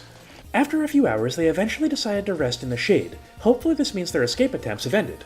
As usual, if you have any names for our two African painted dogs, feel free to leave them in the comments below, and that goes for any animal featured in today's video. There are a lot of them. At first it appeared that the two African painted dogs didn't tend to associate with one another. This was a bit odd, seeing as the Zoopedia went out of its way to describe just how overly social this species can be. Naturally, like most relationships, all it took was them being fed to truly bring them together. It's always important to remember that while the animals are adjusting to their new environment, the keepers have to adjust to a new step in the routine. Thankfully, it's all worth it in the end, because there's nothing better than seeing a happy look on a new resident's face. Thankfully, that enclosure went together with little to no complications, and the wild dogs seem to enjoy each other's presence. The African savannah has truly started off strong, and when I say started off, I meant it. There's no beating around the creosote bush. This habitat is legitimately the size of the entire entrance of Keystone Wilds combined. We're going to be able to make it appear even bigger than it actually is. Before we get to that though, we need to do some planning and terrain work. This is easily an overlooked step in the process, but it makes everything so much faster and more efficient in the long run. The first thing we need to do is draw a fine line of dirt and sand all across the habitat. We'll come in later and detail them up, but this terrain is meant to simply symbolize tire tracks. This habitat is so massive, I'm 99% sure our staff would actually unionize if they had to walk this each and every time the animals are to be fed, which in Planet Zoo is about every 10 minutes. The other trick we're going to be implementing has to do with foliage. We're going to be adding a thick layer of tall grass between the habitat itself and the eventual tree line. This is going to aid in making the habitat appear much larger than it actually is, but let's not get ahead of ourselves. We first need to add a tree line to do this. As you can likely tell by the perimeter of tall grass surrounding the habitat, we have quite a lot of trees to add in, but the trick is we need to do this without making a repetitive texture, otherwise it's all going to be for nothing. Looking at the habitat from the track level really helps you soak in the scale of this entire build. This thing is absolutely gigantic. To effectively build the tree line without many repetitive textures, we're going to select foliage filters and have it show us plants only from North America, which if you recall is exactly where Keystone Wilds is located. After we have the correct set of trees, we're going to make a few different clusters, making them all look similar to one another, but different at the same time. It's a fine line you have to walk. You can make as many as you want, but personally for this habitat, I felt that 3 was plenty. Now, take the largest cluster and place it in increments around most of the habitat, trying to wall it off from the surrounding landscape. This is going to make up a faux natural barrier, and it's so far away from the guest, they won't even notice if you decide to weave a small chain link fence between the trees. Next, place your other tree clusters around the original scattered around the perimeter. To avoid repeating textures, copy and paste the foliage not from the original palette that we made, but from the foliage that's already in place around the perimeter of the habitat. This way, you're mixing and matching various trees from the different groups you made in a completely random manner. Just be sure not to forget to rotate the pasted portions, and the repetition should be very difficult to point out from the safari tracks. By far the most important part of a build in this scale is to avoid burning yourself out, and the easiest way to mitigate this is by segmenting a large build into bite-sized chunks. To accomplish this, we're going to utilize enrichment items and do the foliage in the inverse order onto how we typically handle it. Enrichment items in this habitat are required to be grounded. No soccer balls, no scratching post, no anything that isn't native to the African savanna, with one exception. Stationary feeders are going to be spread out in different locations all around the enclosure in an attempt to get the different species to herd with their own kind. For example, only the giraffes can use this tall feeder, so in theory, only they should go over here when it's feeding time. We want the animals to be evenly spaced around the massive reserve. To help break up the habitat, we're going to use trees, and draw more of our tire tracks to physically draw a map out on the terrain. This, from a visual perspective, not only looks nice, but it can break up the habitat into manageable mini areas that we can work on one at a time. I think the watering hole is going to be an excellent place to start. It's one of the bigger areas right off the bat, so we can knock that out first. Like I mentioned before, watering holes bring with it an incredibly fascinating predator-prey dynamic in the wild. Everyone needs to drink, including prey species, and predator species know this. There's a very good reason, for the crocodiles at least, as to why their eyes are placed on the top of their heads. This is so they can stalk their prey while remaining effectively invisible in murky waters. To ensure our ungulates are comfortable on the reserve, we're going to be making this watering hole very shallow and less murky than the rest of the surrounding waters. There's nowhere for any crocodiles to hide here, and hopefully they understand this. As for the watering hole itself, this is the first body of water in all of Baobab Safari that isn't acting as a barrier in any direction, so the details were tedious but very easy. A simple palette of terrain, the standard foliage, and some realistic colored faux rocks is more than enough to get this to where it needs to be. The watering hole isn't intended to be the eye-catcher of the habitat, that's going to be the sheer scale of it all. The watering hole is here mainly to serve as an excuse as to have the wild dogs present in the safari, as our tour guides can talk about the watering hole dynamic on the ride. As you can hopefully tell, even from up here, the watering hole portion of the habitat is a lot more detailed than everything else is right now. For the next step, which took 3 hours to record and involves 8,751 pieces of buffalo grass alone, I counted, we're simply going to be using 3 pieces: buffalo grass, din grass, and faux rocks. To save your sanity, let's jump cut. Isn't it amazing what buffalo grass can do? It really is incredible just how much detail and realism you can have in a habitat by only using a few different pieces. I'm so happy with how this is looking so far, and from every angle too. Unfortunately, there is just one weak spot in an otherwise great looking build. Remember when I said we want our tree line to cover almost all of the habitat? This is exactly why. As you can probably tell, this area looks bad when compared to the rest of the habitat, and stands out in a negative way. This is because we're going to use this as an optical illusion to artificially extend a look at the savanna. As you can likely tell, we're placing more buffalo grass on the slopes of the natural barrier. This is because when viewed from the safari tracks, it's going to make it look like the habitat stretches much further than it actually does. We can even take some of our trees that we used before, and place them much further out so they look smaller, helping further sell the site. Just look at the before and the after. The difference is subtle, but certainly there. Little details like this are truly how you level up your Planet Zoo ability. Put the extra time and effort into your builds, and the results will follow, I promise. After finalizing all portions of foliage around the entire savanna, the last step of the entire build was simply to polish everything up and do some light environmental storytelling. I made the Jeep tracks a bit darker and added some faux rocks alongside them. Once that was finished, I added the Jeeps themselves recolored to fit Keystone Wilds and scattered them about in the habitat. I even placed one at an improbable angle to help further sell the illusion in the backdrop as well. I like to think that the Jeep up on the hill is driving to some sort of backstage facility that can house all of the animals in case of an emergency. We might actually build that in a future episode. Let me know if that sounds interesting. Beautiful work, but let's save the sweeping cinematics for when the animals are in here. It's gonna look a lot better.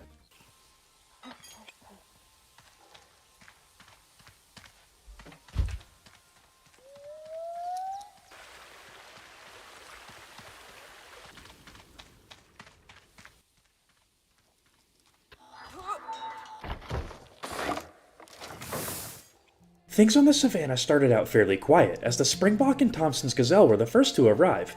Things looked rather underwhelming at first, and then we realized that only 1/4 of the species are in their new home. The African savanna quickly sprang to life with the arrival of all of our new animals, and the views the guests are going to get on the tour are going to be nothing short of spectacular, especially during feeding time. To see all of these animals living in peace and harmony truly is a special sight. Now that the habitat's complete, there's only one thing left to do. Let's hop on one of the trucks and test it out for ourselves. After rounding the corner, the first thing that you're going to notice is the sheer scale of the habitat, only broken up by the trees. This is a purposeful detail, and likely the second thing that you're going to notice are the species grazing on the tops of the trees, which are the giraffes. They're so tall you can see them from much further away than the rest of the species. It doesn't look like anybody wants to graze close to the wild dogs enclosure. They're probably a bit anxious. I would be too for a species with a 90% success rate in hunting. As you can see, thanks to our anti-climb barriers, we have a pretty good view into the African wild dogs enclosure, although I don't see any of them right now. It looks like one of them's in the cave taking a rest, actually. After passing by the wild dog enclosure, the next thing you're going to see is a majority of the watering hole, and it looks like a few of the blue wildebeest are actually grazing there right now. From this distance, it's tough to tell if that's a Thompson's gazelle or springbok. It's going to take a lot of practice to master these tour routes and make sure we get all of our facts straight. It doesn't look like there's much action over here right now. Let's step on the gas.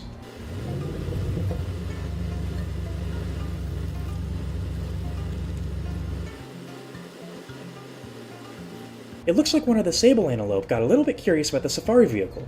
From this angle, we're getting great views of the grazing reticulated giraffes too, and look at all of the plain zebras. Through the tree line too, I can see a herd of blue wildebeest. There's a Thompson's gazelle scratching on one of our trees as well. The fact that this safari is going to be entirely different each time you ride it is going to be absolutely spectacular once Baobab officially opens to the public, but until then, we have a lot of work to do. Kingpin out. I'll catch you next week. After completely overhauling many of our operating systems and procedures, Keystone Wilds remains in a phase of adjustment. Thankfully for our staff, and especially our species on site, things do seem to be settling into place. Slowly but steadily, we're starting to create a new normal. Our revamped veterinary system was especially put to the test after the zoo's largest expansion to date, and things have been exceedingly stressful for our staff.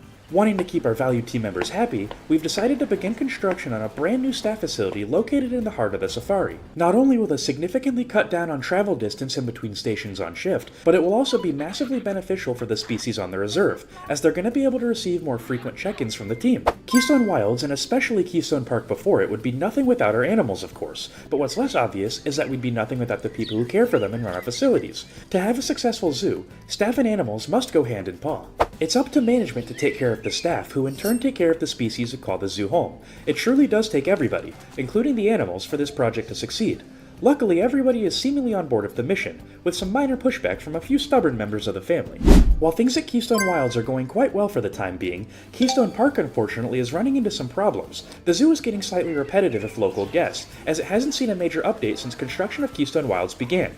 Granted, the construction is no secret, and people can even watch the Keystone Wilds animals prior to the zoo opening. However, it isn't the same as being on site physically in person.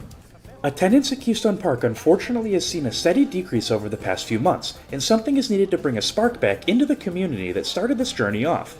We may just have to pay a visit to the original vision in the very near future to inject some much needed energy into the people who made this all possible. Back at Keystone Wilds, we're eagerly awaiting updates on our Chinese pangolin's pregnancy. She's officially in the second trimester now, and things so far have gone according to plan. The Chinese pangolin is a critically endangered species, and notoriously difficult to breed in captivity. This birth not only means a lot to our dedicated staff, but it means even more to the species' survival overall. On the topic of conservation, our trio of female Asian small-clawed otters have finally found a new friend. This is another vulnerable species, and we'd like to do a part in restoring their wild population as well. Thanks to our friends at Stone Ridge Zoo, we were able to find a male of the species and relocate him into Keystone Wilds. In exchange, we're going to be sending over our male Chinese pangolin.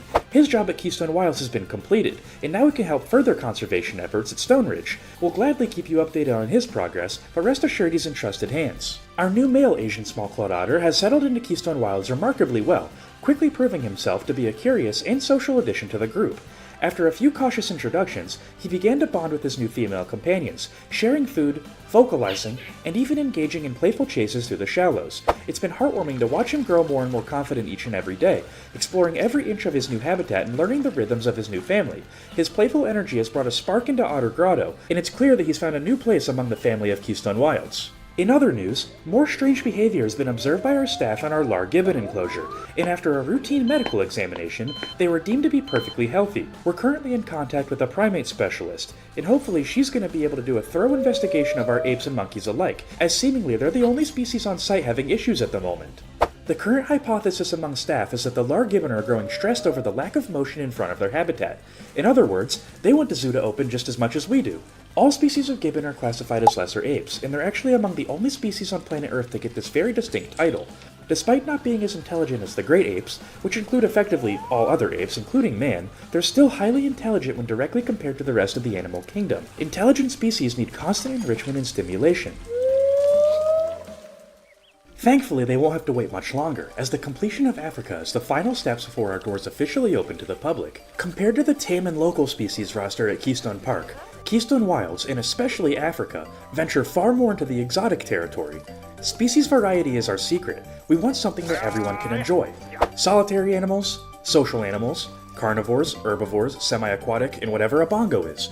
The best part is Baobab Safari, our current and greatest project, isn't even all Africa's going to have to offer, but to see what's next, you're going to have to stick around. Let's just say for now though, there were two distinct reasons why we needed a primate specialist on site.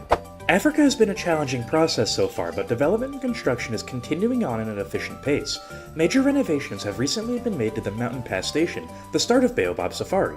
In case you're new here, Baobab Safari is the crown jewel of not only Africa, but the entire Keystone brand. Everything that we have built was all in preparation for this project. Keystone Wilds and Baobab Safari have one goal: to effectively simulate a real African safari and take guests on a 4x4 ride across every biome the continent has to offer. Along the way, you'll see animals you recognize, animals you've never seen or heard of before, and everything in between. The continent of Africa is among the most biodiverse locations on the planet, which in simple terms means it has a lot of different animals to display. After waiting in line at the Mountain Pass station and getting a sneak peek of what's to come, guests will then board their unique 4x4 safari vehicle, and the estimated 20-minute safari simulation will officially be underway. One of the main goals of the safari is to make it nearly impossible to tell where the habitats begin and end, and many of the animals have the ability to walk straight over the truck's path and to find their own borders within the confines of safety.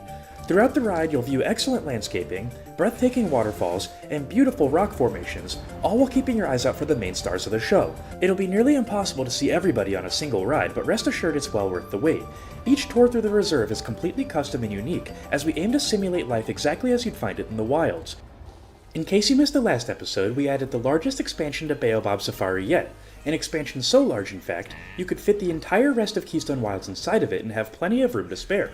Welcome to the African Savannah, home to 7 distinct species. This is far and away the largest section of the safari and Keystone Wilds in general. This enormous habitat is built around a center watering hole that serves as the lifeblood of the entire ecosystem, drawing animals together just like in the wild.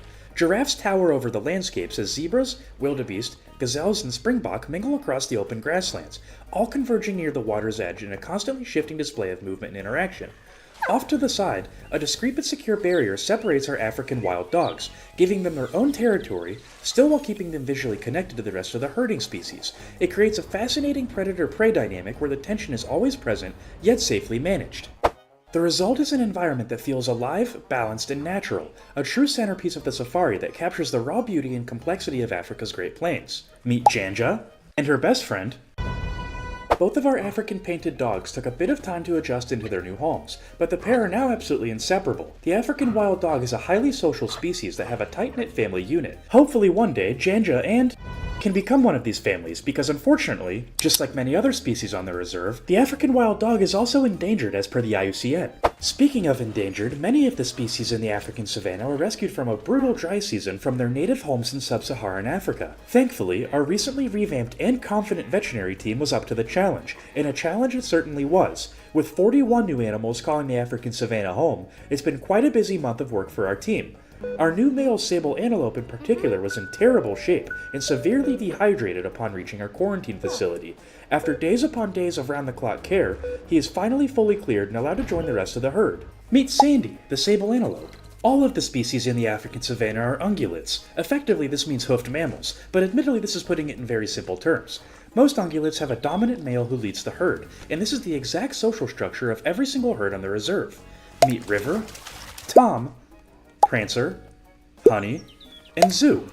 All of these males do an excellent job of maintaining order on the plains of the safari, and the animals surprisingly get along quite well, even being tolerant of the massive amount of test drives passing through their homes. In today's episode, we have a very important task at hand as we're building for 3 of the smartest species on the reserve. We're clearly going to have to give this one our all, as intelligent species are significantly harder to please. We've dealt with our fair amount of smart animals in the past, but let's just say this group is going to be an elephant-sized challenge. If you're interested in supporting the ongoing construction and development of Keystone Wilds, we encourage you to join Club Keystone. Members receive early access to videos the second they're completed. You'll also have your name forever on our donor wall as a token of our appreciation. If you enjoyed today's video and the progress we're making here at Keystone Wilds, please consider subscribing. Your support is more than just appreciated, it's essential. By liking the video, leaving a comment, or even sharing with friends, you're helping us grow and reach more and more people who truly care about wildlife conservation. Meet the mandrill, the second monkey to call Keystone Wilds home and our third primate. With a wild population that's actually unknown, this species is estimated to be listed as vulnerable.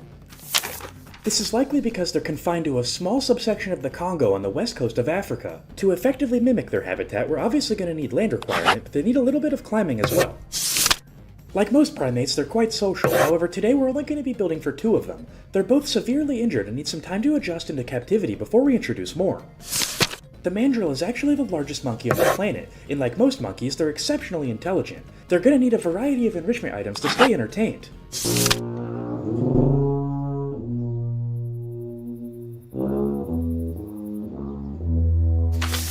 Unfortunately, the African elephant is an endangered species, with an estimated wild population of 415,000. That honestly seems like quite a lot. Their habitat is spread all across the continent, which probably explains their vast population. They need quite a lot of land requirement, but as well as some water. In case you didn't know, elephants are actually capable swimmers. Just like our mandrills, elephants are very social animals. They need a group size of at least 3. As intelligent species, they have quite a wide variety in habitat enrichment items, ranging from waterfalls to mud baths to gyros to snowmen. Their dietary options seem to be just as varied, ranging from hay to fruit.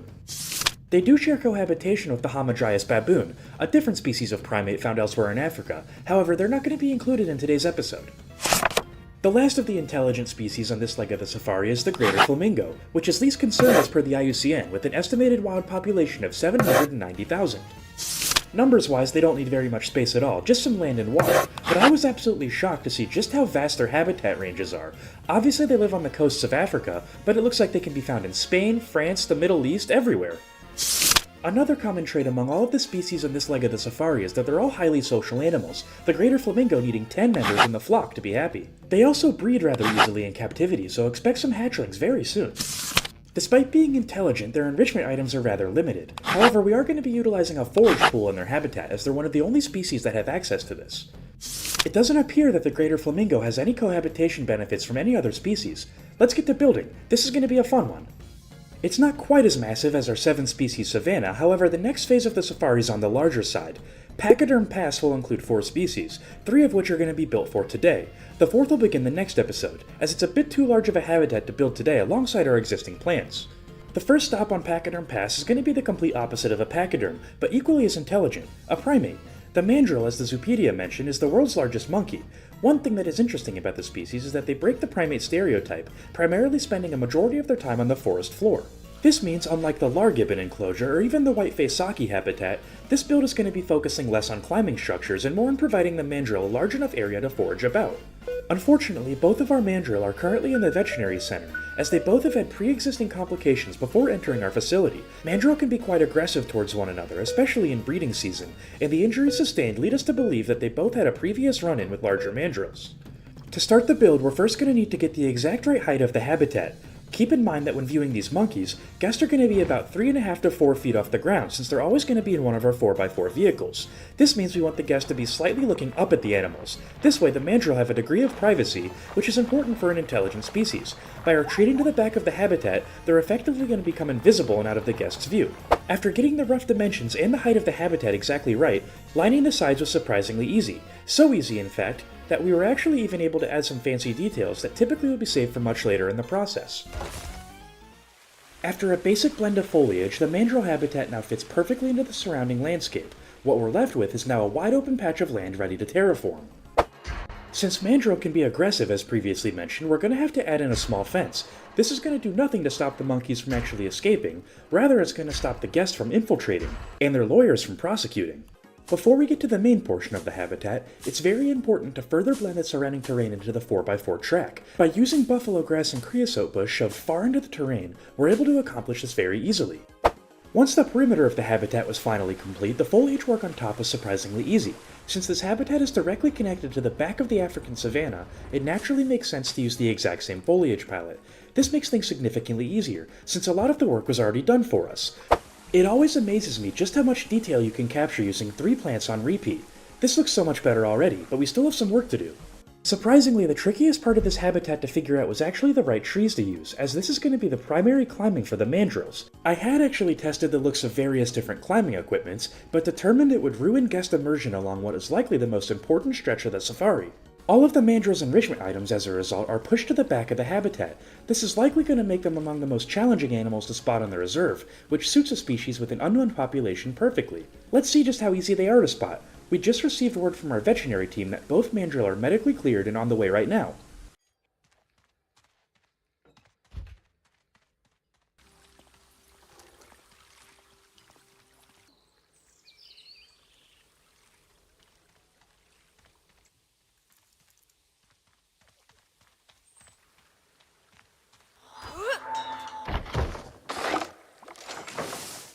After spending quite a long time in veterinary care, both of our mandrills were a bit hesitant to enjoy their habitat at first. Eventually, after some time, the male of the duo managed to find some confidence to begin to explore. The lone female was seemingly content with observing for now. As the leader of the troop, it's up to the male mandrill to instill confidence in the rest of the primates. Eventually, his persistence won the day, as after watching her friend explore the habitat, eventually our far more cautious female decided to join in on the fun. It's been incredibly rewarding to see their personalities shine through again, the male's curiosity and playful energy perfectly balanced by the female's gentle, observant nature. Both are settling in well, and it feels like the start of something special in this corner of Keystone Wilds. Like usual, if you have any name suggestions for the mandrill, feel free to leave them in the comments. We still have plenty of work to do today though, and while our mandrills begin to bond, let's get back to work. If you can't tell from the aerial view, the elephant habitat is up next, and it's the largest habitat in the entire safari for a single species. This doesn't necessarily mean it's going to be overly complicated, and this is for a very good reason. The first step of the process, however, is standard. We need to define the borders. All species of elephants are very limited in their mobility. They're surprisingly quick on land, and even swim rather well, but are extremely vertically challenged. They can't climb much at all, so a simple fence should manage to keep them away just fine. The issue is that elephants are so large and so intelligent, they fully understand that they're capable of destruction. They can simply knock down our standard fences, so we had to think outside of the box on how to contain the pachyderms. Thankfully, we managed to find an ethical solution to our dilemma. Farmers in Africa have realized that elephants are absolutely petrified of bees, so much so that even the sound of their buzzing can keep away an entire herd. Knowing this, we can simulate a small farm fit with bee boxes and sound effects to trick the elephants into thinking that they shouldn't come near here. By adding in these bee nests I found in the console workshop and increments around the perimeter, we should have a solid elephant-proof plan. To further sell the illusion, I added a variety of wildflowers all around the bee boxes. All of the buzzing, of course, is strictly special effects. Just don't tell the elephants. Adding to the barrier, we're also going to be giving the safari riders a stunning view of their pool. Since as for the back and the sides of the habitat, a simple tree line we don't have to worry about aquatic escape. It's going to contain the pachyderms as the final leg of the barrier. Since it's actually going to be the same body of water, I decided to connect up the flamingo habitat now. If we can get the water to work right now, this should save us a lot of headache later on. So far the barrier's looking pretty secure, but as you can probably see we have a rather exposed weak spot. The rest of the entire habitat, matter of fact. As for the back and the sides, a simple tree line with a heavy-duty fence hidden within is going to contain the pachyderms incredibly effectively. Just like we accomplished with our bee special effects, I want a large degree of environmental storytelling to be present in this habitat, and we can tie this into some of the elephant's natural wild behaviors. Rock formations in elephant territory are often scratched and marked up by bull male tusks. Why they do this is actually unknown, but it's especially common among mud walls. To simulate these scratch marks, we're going to first build up a terrain formation for the safari vehicles to drive through. After lining the walls with a more reddish-brown rock palette to simulate the mud walls, we then merged some snow rocks into the formation, as the white color contrast was able to effectively resemble the scratch marks on the material. We'll certainly come in here with some more foliage later, but as of right now I'm really liking the effect the snow rocks are giving off in the mud. Environmental storytelling doesn't have to be over the top like this either. It can be as simple as some fallen trees before the habitat. By cutting off the sightline to the elephant enclosure, the fallen trees provide some light foreshadowing since elephants are among the only species on the savannah capable of this destruction. Species like giraffes have evolved specifically to graze at the tops of the acacia trees littered throughout their home.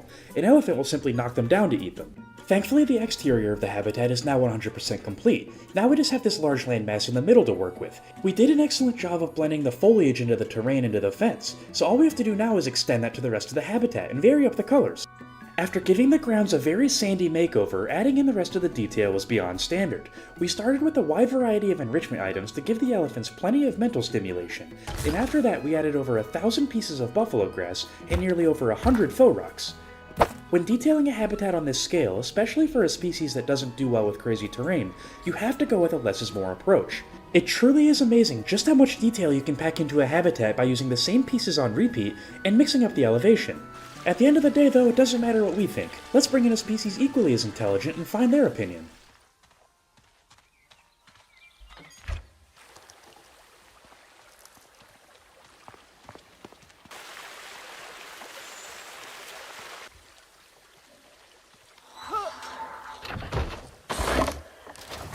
Upon entering their new home for the very first time, the herd of 4 elephants moved slowly and methodically about. This is absolutely intentional behavior. A species this large and this intelligent doesn't simply waste energy for no reason. Every step they took was being mentally recorded and calculated. Their wisdom truly is unmatched in the animal kingdom. An elephant's mastery of their territory can legitimately rival that of man. Their social behavior was immediately noticed as well. The herd commonly was seen moving as one unit.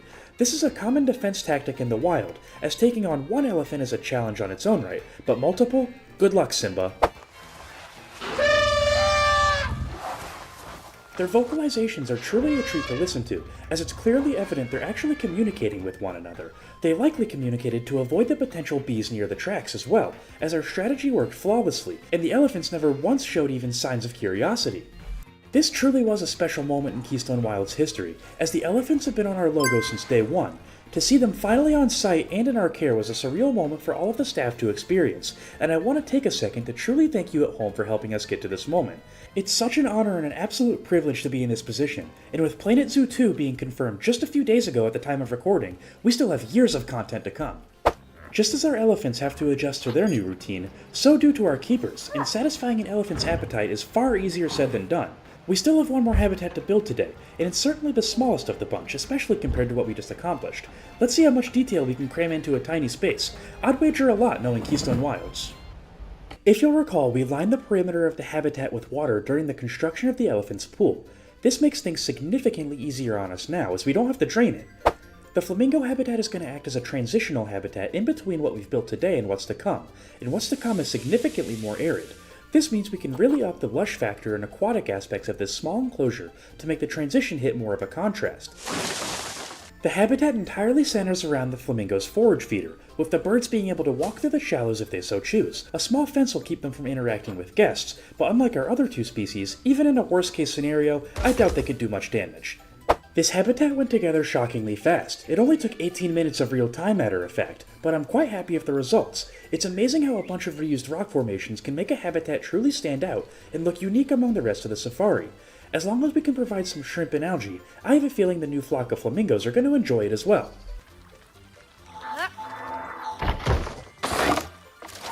Like most avians, it didn't take much time at all for the flamingo flock to adjust into life in captivity. We're going to have to catch up with them next week though, as we just received word that our keeper is having trouble feeding the elephants for the very first time, so I have some business to attend to. Kingpin out. See you next week.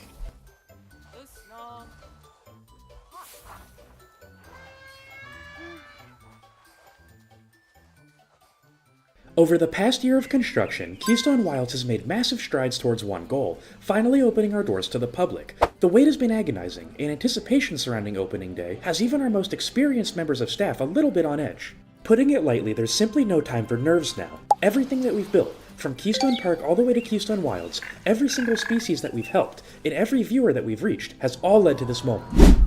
Thankfully, our members of staff have always stepped up when it matters the most, from Keystone Park's avian flu outbreak to the recent injury of one of our sable antelope. We've been tested before and we're going to be tested after. We've helped and rehabilitated so many animals over the years that opening a zoo should almost feel like a walk in the park in comparison. Our opening day roster is rather strong, with 4 species yet to be revealed as well. Compare our current progress to how Keystone Park looked when it first opened, and the difference truly is night and day. Keystone Wilds houses a variety of species from all across the globe, and guests have already caught glimpses of several of them through our 24/7 habitat streams, or even by paying attention to the available merchandise. There's a special sticker for each species in the zoo, and reports show that they look excellent on a water bottle. The gift shop was actually just given a fresh coat of paint, so I highly recommend you check it out. The link is in the description. Easily the most popular live stream so far has been that of our Chinese pangolin. That's because in the coming weeks we're actually expecting a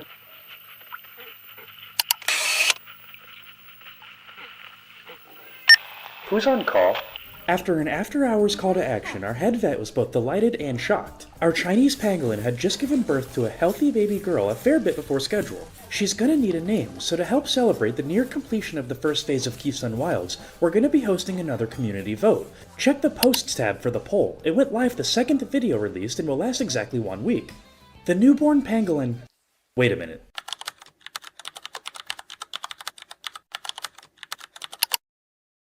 There is no way that's real.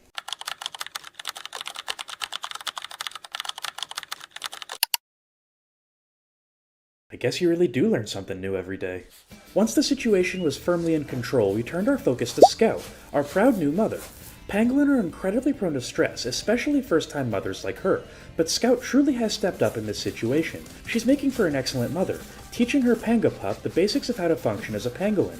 As a critically endangered species that's notoriously difficult to breed in captivity, births such as this are exceptionally rare. This is a momentous occasion in Keystone history, right alongside our first ever captive birth, Bobby the Beaver, the arrival of Bear the Anteater to Keystone Wilds, and even the completion of Keystone Park in general. We'll definitely have a lot more updates in the coming weeks, including the name of the newborn pangapup, But for now, we're trusting Scout to do what she does best, keep her baby safe and teach her not how to just survive, but thrive. In other news, the strange behavior we've been observing in our Largiven finally has a concrete cause, and our latest hypothesis was absolutely correct. They're simply bored. Primates are among the hardest species to keep mentally stimulated, which is exactly why the gibbon enclosure is built as the first thing the guests are going to see upon entry. The problem is that in the 2 years since their habitat's construction and their stay at Keystone Wilds, there have been absolutely 0 guests to walk through our gates. Gibbon are highly observant animals and have incredible eyesight. The constant movement of people will play a huge role in their stimulation once we officially open. Until that day comes, though, our team has spoiled them with even more enrichment items and climbing opportunities. It's a temporary fix, but the true solution is getting closer by the hour. Keystone Wilds is set to finally open as soon as the African expansion is completed, and that day is finally within reach. Nearly everything outside of Baobab Safari is polished and ready for inspection, and Baobab itself is almost finished as well. Once the safari is completed, Keystone Wilds truly is going to be ready for the guests. Baobab Safari is a project of unprecedented scale in the Keystone brand, with hundreds of acres of wild terrain. Walking it would be nearly impossible, so guests are going to board one of our newly designed 4x4 safari vehicles. They're built to handle both rough and rugged terrain, while keeping both the guests as well as our animals on site safe. As you can probably tell, there are sections of the safari where animals can walk directly onto or even across the path. That can be extremely dangerous, but our staff have been training non-stop, running mock tours, rehearsing emergency procedures, and perfecting their tour routes. They're doing a great job and growing more confident by the hour, and in this reserve, that confidence certainly will be tested, because here anything can happen. That's what makes Baobab Safari so special.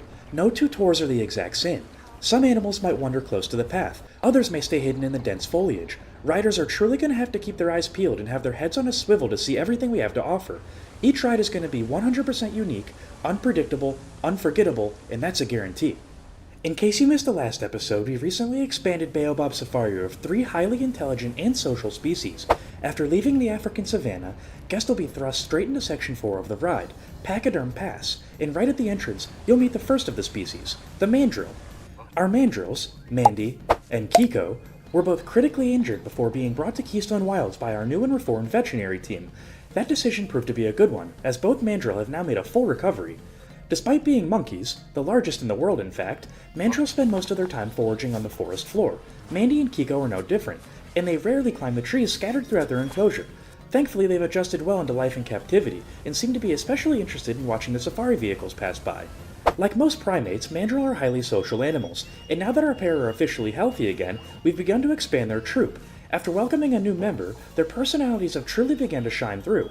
Hopefully in time, this new family will understand that Keystone Wilds is a safe place, a home where they can thrive in peace.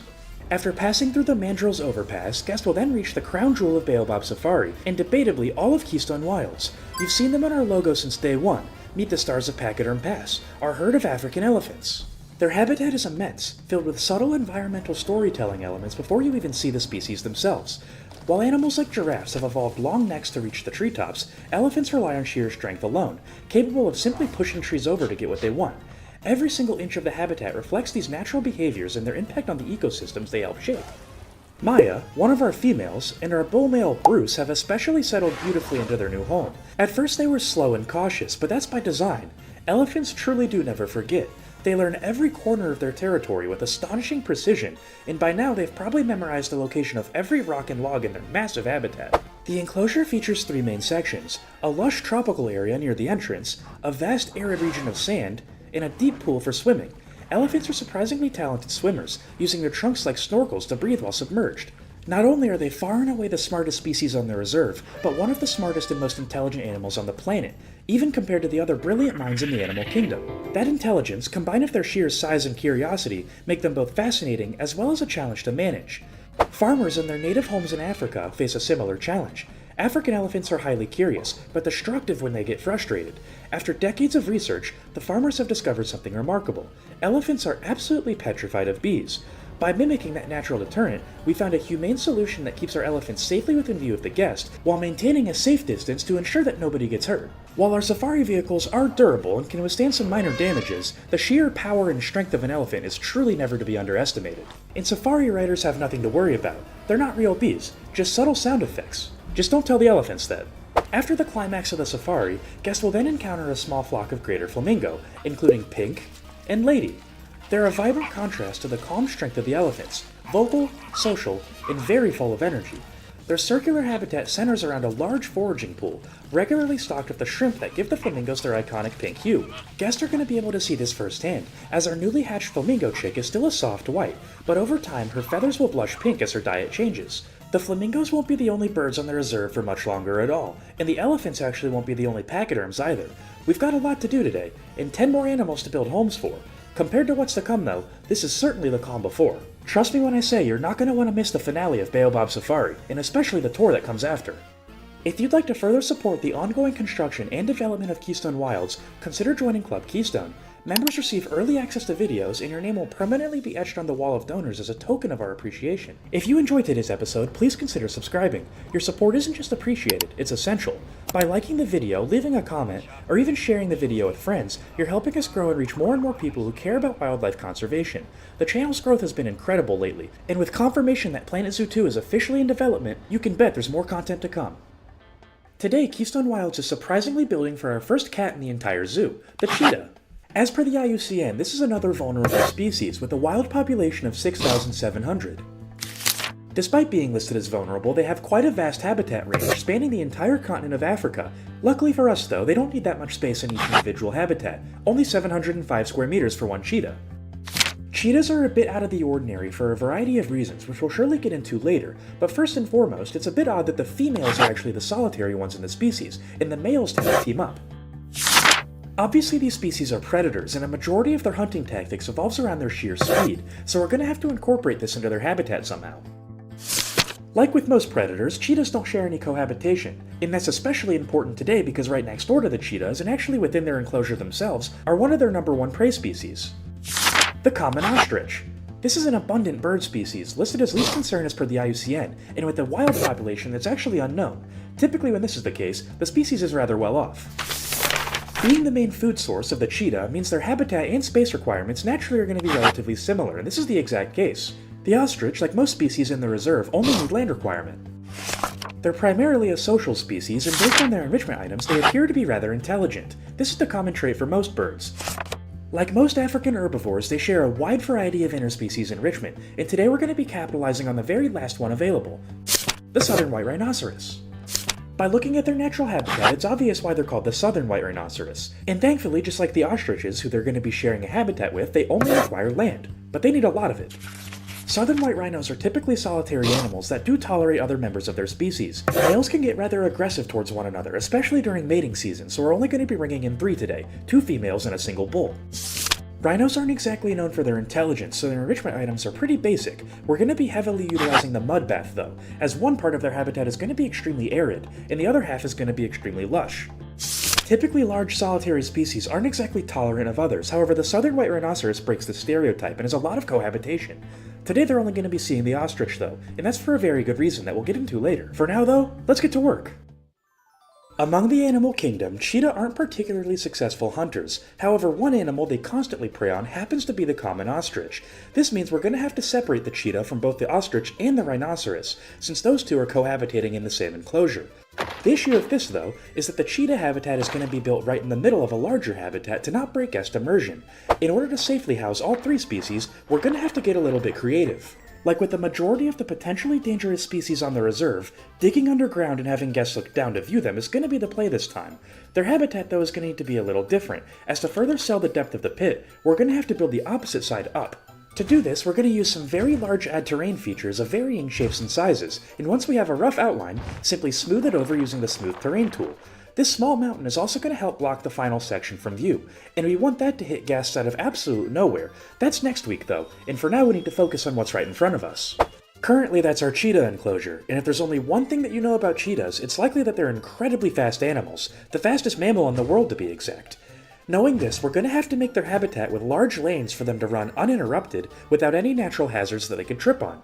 The way to accomplish this is going to be by building the enclosure on a slight incline and have a section in the middle protruding out. This should give the guests both an ample view of the cheetah when they go on the high ground, but also give the cats some privacy if they choose to chill at the bottom where it's more shaded.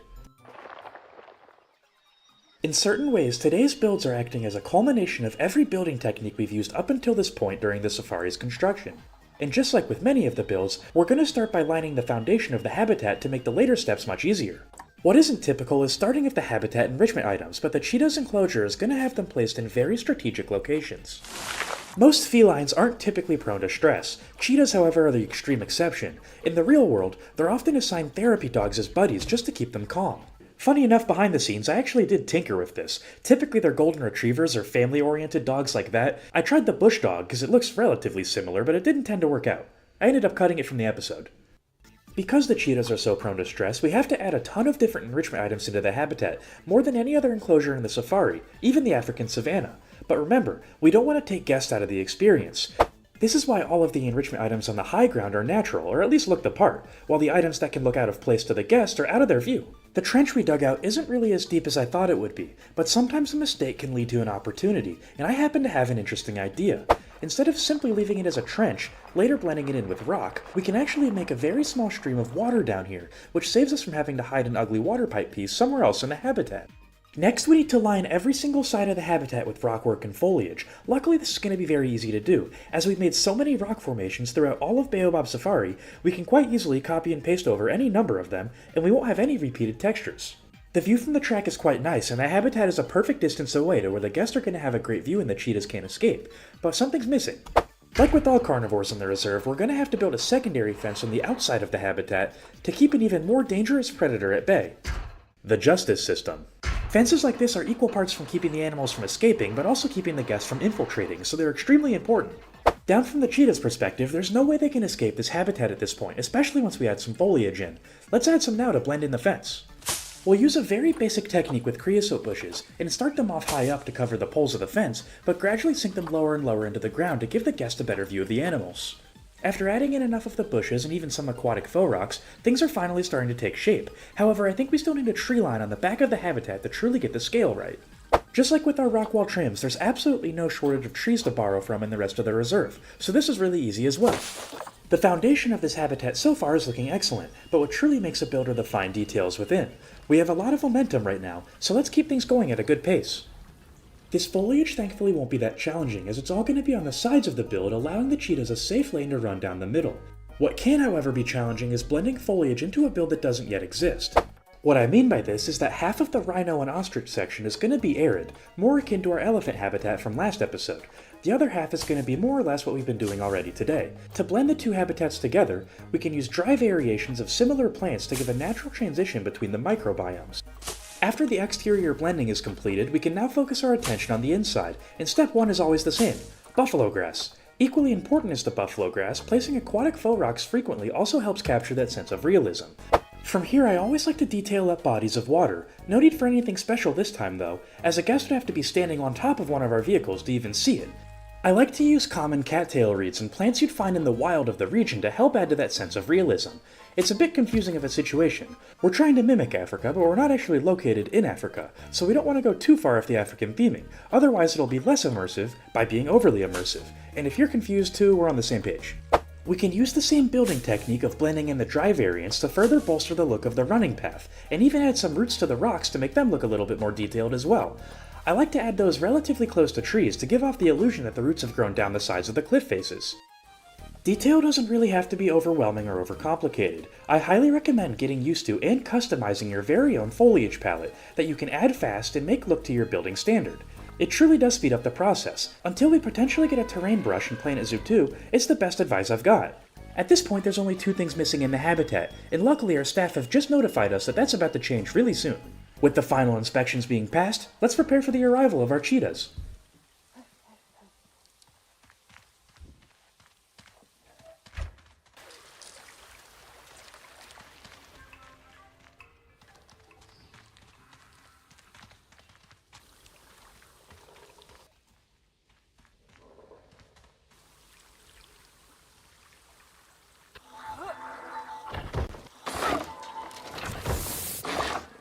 Both of our cheetahs thankfully arrived at Keystone Wilds in great health and with a curious mind. They spent the first few hours of their time on the reserve exploring around their new enclosure, and once they deemed it safe enough to relax, they did just that. It surprised our staff just how relaxed they actually were, breaking their stressful stereotype. Hopefully this behavior continues as we run our practice tours through their territory. We won't be running any vehicles until the rest of the habitat is complete around them, so thankfully the cheetah have plenty of time to adjust. Cheetahs break all carnivore stereotypes and almost act more like house cats than a big cat, which actually checks out because cheetahs aren't technically a part of the big cat family. Our new pair of feline are sure to draw a huge crowd to the safari for guests, and we did an excellent job with their habitat. Let me know what you think about it in the comments below.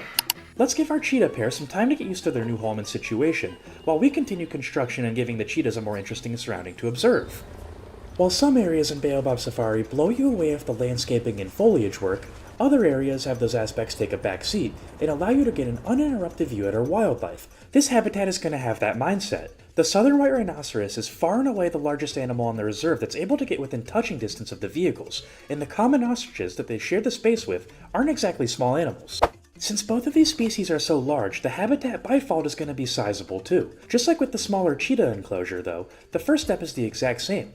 We need to line the entire side of the habitat with rocks and foliage found elsewhere on the reserve. By copying and pasting other aspects of the safari, we're effectively maximizing our chances that the build is going to flow together naturally, since we're just reusing other pieces from elsewhere. If you use the same parts twice, it has to look like it belongs. What makes this habitat stand out amongst the rest is that the rhino and ostrich are going to be able to make use of some high ground, and they should be able to do it quite often, since it's the only shade in their enclosure. We're also going to be adding in a more arid portion to the habitat specifically for the southern white rhinoceros, as just like our elephants, and even our hippopotamus, they too enjoy a good mud bath to help keep cool. The habitat is closer to being finished than it actually looks, because looking at it right now it's very under-detailed. Does anybody know a type of grass that we can place everywhere and make things look 10 times better? After placing the equivalent of an entire ecosystem's worth of buffalo grass, the next most important plant by far in this habitat is easily the creosote bush. The reason that this bush is so crucial to the enclosure is that it's similar enough to the buffalo grass to blend in with it, but it also bridges the awkward gaps in between the rocks and the grass, making everything flow together much more naturally. The reason that we're using this much buffalo grass in this habitat is because the southern white rhinoceros is the world's largest pure grazer, and knowing this, it's up to us to give them enough grass to graze on. This is also good setup for the grand finale of Baobab Safari coming next week, as the more basic habitat beforehand is going to make what comes next absolutely more special. This habitat came together really quickly, but I'm actually very happy with how the penultimate enclosure turned out. Basic doesn't always have to mean boring, and we have the cheetah enclosure halfway through everything to break up any repetition. I can't wait to get some tour vehicles on the tracks to test the routes. It's almost complete. But before we get to that, we have to get the animals in here.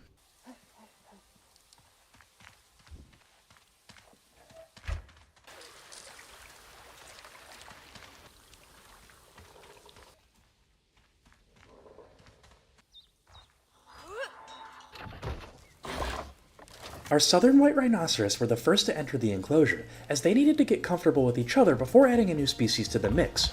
The three rhinoceros slowly explored the habitat over the remainder of the day, and once they appeared completely comfortable, the ostriches were then brought into the mix. Admittedly, at first, the ostrich were a bit timid around the much larger pachyderms. They're significantly faster than the rhinoceros though, so if they were ever uncomfortable, they could simply run away. Our male common ostrich portrayed some very interesting behavior to say the least, as he spent a ton of time staring down his biggest predator in the wild. Thankfully it doesn't bother our two cheetah at all, as they much prefer having the food brought to them. Seeing the final product of a cohabitation enclosure is always a special sight. Watching two unrelated species live in complete harmony is simply amazing. Thankfully for everybody involved, the rhino and the ostrich seemingly get along quite well, mostly staying out of each other's path. There's not too many things on the planet that would want to be in a rhino's path, but I can think of at least one. I'm incredibly happy with the landscaping work that we did around the greater flamingo habitat. If you take this and compare it to what it looked like at the beginning of the episode, it's truly night and day. And remember, the outside of the flamingo habitat technically doesn't even start the rhino and ostrich enclosure. That's going to be beyond this fence that's coming up straight ahead. As the buffalo grass and creosote bushes grow a little bit more dense, you know you're getting closer to the largest grazer in the world, and unfortunately we're still going to have a little bit of work to do off camera. There are some buildings still that can protrude through the tree line, but let's not worry about that right now. It looks like on the right we're actually getting extremely lucky as we can see a couple of the common ostrich on the high ground coming down, and surprisingly it looks like they're somehow interacting with one of the southern white rhinoceros. Based on our first impressions, it looks like that both of the species much prefer the more lush and tropical side of the enclosure. Nobody appears to be on the arid side right now, although they could be on the high ground. It's a little bit of a blind spot, built purposefully. We'll let the rest of the ride play out, see if you can spot the remaining animals. There should be 2 ostrich and 2 rhino left. Until next time, Kingpin out. See you guys next week with the finale of Baobab Safari. It's gonna be a good one. At Keystone Wilds, we're officially in the final stages of opening our doors to the public once and for all. It's certainly been a long and agonizing journey to get to this point, but we definitely could not have done it alone. Every single step of the project has been shaped by the people and animals who have been with us since day one. Our keepers, who learned all of the personality quirks of the species long before a single guest ever stepped foot in the park. Our veterinary team, who have been quietly monitoring health from the shadows, adjusting diets, and making sure that the more dramatic members of the zoo are especially taken care of. Our mechanics, who ensure operations are running at 100% behind the scenes, often long before the sun has even risen. And most importantly, the supporters who have allowed us to get to this point. The people who show up, watch, comment, and believe in this project as much as we do. Speaking of support, things have been moving steadily over at Keystone Park as well. Even with so much of the support being focused on Keystone Wilds, the original zoo hasn't been sitting still as of late. The keepers there have been sending us regular updates, and it's been comforting to see that all of the animals we started this entire journey with are thriving. Our California sea lions have especially been enjoying the cooler weather, and their training sessions have been drawing some of the biggest crowds the habitat has ever seen. Meanwhile, Bear the giant anteater, who has spent significant time at both Keystone Park and Keystone Wilds, has been having the time of his life. The team has been experimenting with different enrichment puzzles to keep him challenged, but so far he remains undefeated and thoroughly entertained. Even the entrance plaza at Keystone Park has been busier than usual thanks to a new round of community outreach events. It's a good reminder that while Keystone Wilds is our ambitious new chapter, Keystone Park is still the heart of everything that we've built up until this point.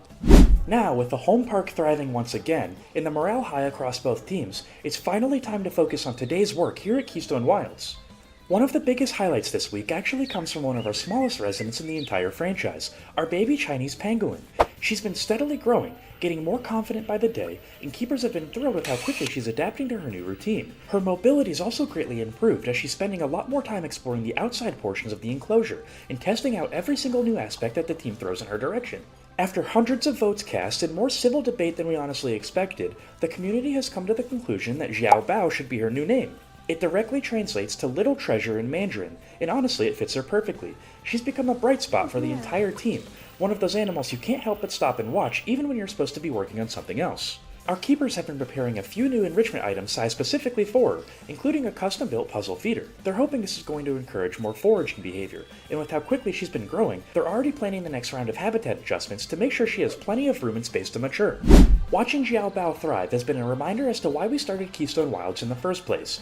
Even in the middle of massive construction projects and long-term planning, moments like this, small, hopeful, and quietly meaningful, are what truly bring the entire zoo together. Keystone Wilds so far has been an absolutely amazing journey, and to finally share that journey with the masses is something that everybody on site is beyond excited for.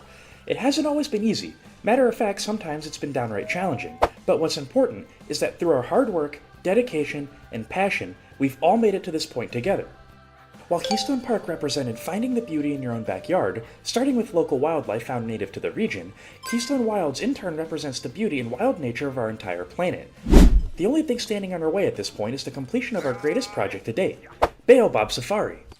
Keystone Wilds has been set to open upon the completion of Africa for several months, and this knowledge is widely known among the community. Thankfully, as of very recently, the majority of Africa has finally passed inspections and is ready for the public. The completion of Baobab Safari is officially our final obstacle, the one colossal piece that pulls everything together and brings the entire African region into one coherent living ecosystem. Baobab Safari certainly has been an ambitious project from even day one, spanning multiple biomes, intersecting habitats, and a carefully managed series of mixed species enclosures. This safari is meant to be the crown jewel of all of Keystone Wilds. Every single rock, every waterfall, and every tree has been placed with purpose. The animals chosen for this experience are all carefully selected to tell the story of conservation, coexistence, and ecological scale. Each species on the reserve has a unique story to tell, and thanks to our expert tour guides backed by their 4x4 safari vehicles, you'll be able to witness these stories firsthand from the front lines. This safari ride represents something far bigger than just another exhibit. It's the emotional heartbeat of the African section. The moment that guests step onto our trucks and begin that slow, rumbling journey beneath the iconic Baobab Bridge, our hope is that they truly feel transported into the very heart of Africa. And after a long and difficult construction process, we're finally almost there.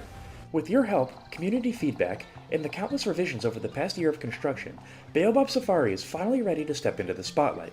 All that remains now is to put the final touches in place, iron out the last details, and prepare for the most anticipated opening in Keystone Wilds history.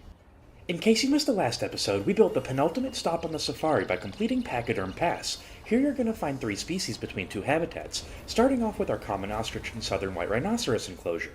The word enclosure doesn't necessarily describe this habitat all too well, as both species can go quite far along even over the safari track. To be able to spot each member of their respected groups, you're going to have to keep your eyes peeled.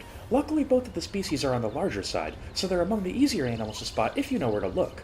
Our rhinoceros group, which fun fact is actually called a crash, is made up of 3 members, including Tank and Hodari. These peaceful pachyderms spend a majority of their day eating plants and grasses around the habitat. As the Zoopedia says, they're the world's largest grazer. Their enclosure was specifically designed with the southern white rhinoceros in mind, as it features not only lush grasslands they need to eat, but also arid mud pools they enjoy to wallow and stay cool in. Rhinoceros of any species aren't exactly known for their intelligence, especially when pitted against other pachyderms. However, it is impressive that they effectively invented sunscreen millions of years before man. Sharing the enclosure with our rhinoceros crash is a flock of common ostrich, the second and by far largest avian species on the reserve. Common ostriches are known for their impressive size and speed, and safari riders are going to be able to witness both firsthand as we venture far through their territory. Along the journey you may just spot Axel, our lone male of the flock. Axel is easily distinguished from the females around him by the white plumage around his backside. This is a trait only found in the males of the species, and by far the easiest way to tell them apart. As for our staff, they thankfully found this new addition to their routine to be a relatively manageable project. While rhinoceros eat a ton of food, and ostrich aren't necessarily cheap to keep either, their diet directly overlaps with other species on the safari. This means while it's an extra step on the to-do list twice a day, it's not anything brand new to learn. Sitting in between the 2 main halves of the rhinoceros and ostrich enclosure awaits the first feline of the safari. Meet our cheetahs, Duke and Kaylee. These 2 cats have grown quite accustomed to their new enclosure, and especially enjoy observing the safari vehicles as they pass by their territory. Their innate curiosity not only is going to be a draw for the guest's camera, but has also been crucial in keeping their stress levels from going nuclear. Cheetah are incredibly prone to very dangerous levels of stress, especially when situating into a new environment, and as a result we've provided them with nearly double the typical enrichment items. Luckily, even without all of this, the duo can find joy in each other. The cheetah pair get along exceptionally well, and are nearly inseparable at times. Overall, the penultimate section of the safari is rather tame compared to what came before it, and especially what's to come after, and this was 100% by design. The reason we didn't go overboard on this habitat was because that's exactly what we have planned for in today's episode. Today there's more to be seen than can ever be seen, and more to do than can possibly be done, but that's never stopped us before. As we find our way on the path of glory, just remember, it's the circle. Let's finish Baobab Safari off once and for all, and get this zoo open. If you'd like to support the ongoing construction and development of Keystone Wilds, please consider joining Club Keystone. Members not only receive early access to videos, but your name will also be permanently etched into our wall of donors as a token of our appreciation. If you enjoyed today's episode, please consider subscribing. Your support isn't just appreciated, it's absolutely critical. Engagement is the fuel to the algorithm's fire, and by liking the video, leaving a comment, or even sharing it with your friends, you're helping us grow and reach an even larger audience of animal enthusiasts. The channel's growth as of late has been absolutely stunning, and with your help, that momentum's only going to continue. Thank you all for being a part of this journey, and let me know in the comments what episode of Keystone Wilds or even Keystone Park brought you to the series. The final species of Baobab Safari is the West African lion, a critically endangered subspecies of the famous feline with a wild population of 250. For having a wild population so low, their habitat range is surprisingly large. They must be spread incredibly thin as a result. Luckily for us, they only need a land requirement of about 700 square meters, so that's relatively easy compared to what we've done in the past. One thing that certainly differentiates lions from other feline species is that they're actually social animals, and prefer not to spend time alone. Today we're going to be building for a single male and a single female, and hopefully in time we'll bear some cubs. Lions are incredibly expensive to keep in captivity, as you can see by their dietary options. They're also very loud, so this is exactly why we put them at the end of the safari. Guests are going to be able to hear them the entire ways through. Obviously, as you could have guessed, lions don't have any interspecies enrichment bonuses with any other species in the game. They don't get along with hyenas. That's a well-known myth. In fact, it's exactly the opposite. They really don't get along at all. Rumor has it the last lion who tried walked away with a scar. Baobab Safari so far has some absolutely breathtaking visuals, but the finale has to blow all of them out of the water. While the first impression is key to maintain enjoyment throughout, the finale is what's going to get people talking. Today we're going to be tackling what is likely to be Keystone Wilds' most iconic landmark, among some stiff competition I might add. Capping off Baobab Safari is Operation Pride Rock. While the build is certainly going to involve some backbreaking rock work, for now, like normal, we need to lay the foundation of the habitat so we can build off of it. Planning out a build is absolutely critical to make sure the remainder of the process goes as smooth as possible. I personally like to use terrain a lot to map the future elements of the enclosures. By taking an extra few minutes to plan out your builds ahead of time, you can end up saving hours in the long run. From a behind-the-scenes look, the lion's habitat isn't going to be overly complicated. They're simply going to have two areas they can explore, both being outdoors. it'll be significantly easier to focus on the more standard environment before working on the rock formation. Let's get to work. This habitat is going to sit on 3 separate levels of elevation, so naturally we're going to have to build a rock-solid foundation before we get to the more intricate detailing. The first layer is going to be the runoff for the moat, and since the lions won't have access down here, we won't go into enough details quite yet. This is actually going to be the very last thing that guests are going to drive by on the reserve, so we'll certainly have to come back here later to make it a fair bit more memorable. For now, a simple waterfall blended into some standard terrain is going to do just fine, with the added detail of having the trucks be able to drive over some of the shallow flowing water. This definitely looks good enough for now, and down here technically isn't even part of the habitat, so we can definitely leave this for later. Let's travel up the waterfall and work on some of the safety features. The West African lion's habitat is going to be situated on top of this cliff, and while it looks nearly impossible to be able to see them from the ground, just remember that the guests aren't going to be standing on the ground. Our safari vehicles provide nearly 5 feet of elevation, meaning that the guests are surely going to get an amazing view of the finale. To start, we're going to have to make sure the view isn't too good, as lions and guests don't tend to mix. In a worst-case scenario, this fence running through the water should keep the lions at bay. The water's deep enough to prevent any jumps over, and the fence itself is climb-proof. From here, it was surprisingly simple to blend everything together, starting with our standard foliage palette of creosote bushes and buffalo grass, and then building up the cliff face using the exact same rock palette we'd used for the runoff. I'm actually quite happy with the look of things so far, and now that we've maximized guest safety, I think we can officially start on the flashier part of the habitats. Pride Rock isn't exactly the most complex shape ever made, however, because it's so basic, if we don't capture it absolutely perfectly, it's not going to look very good at all. Like with our waterfall, it makes by far the most sense to start with the base and work our way up. If you've ever seen the film, or in general just know what Pride Rock looks like, you'll likely recall that there's 2 distinct features. The first is the path that the lions walk out on to observe their subjects, and the second is the absolutely gigantic backdrop of said catwalk. Naturally, we're going to work from the ground up, which means we're going to be starting with the foundation and viewing portion first.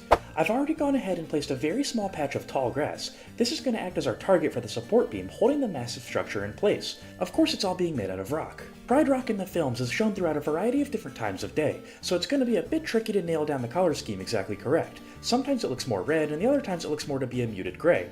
Today we're going to be going with a look to make it fit in of not only the source material, but also the rest of the reserve.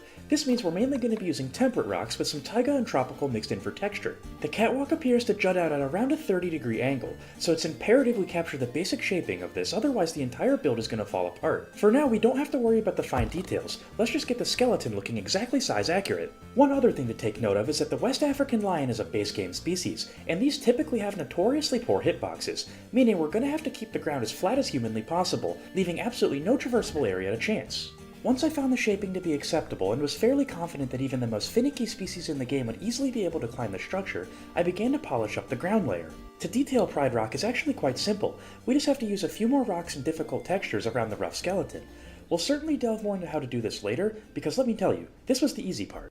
Far and away the most challenging aspect of this entire enclosure is easily going to be the enormous rock formation that sits right behind our catwalk, and to build this accurately, with also it being functional, we're going to have to get a little bit creative.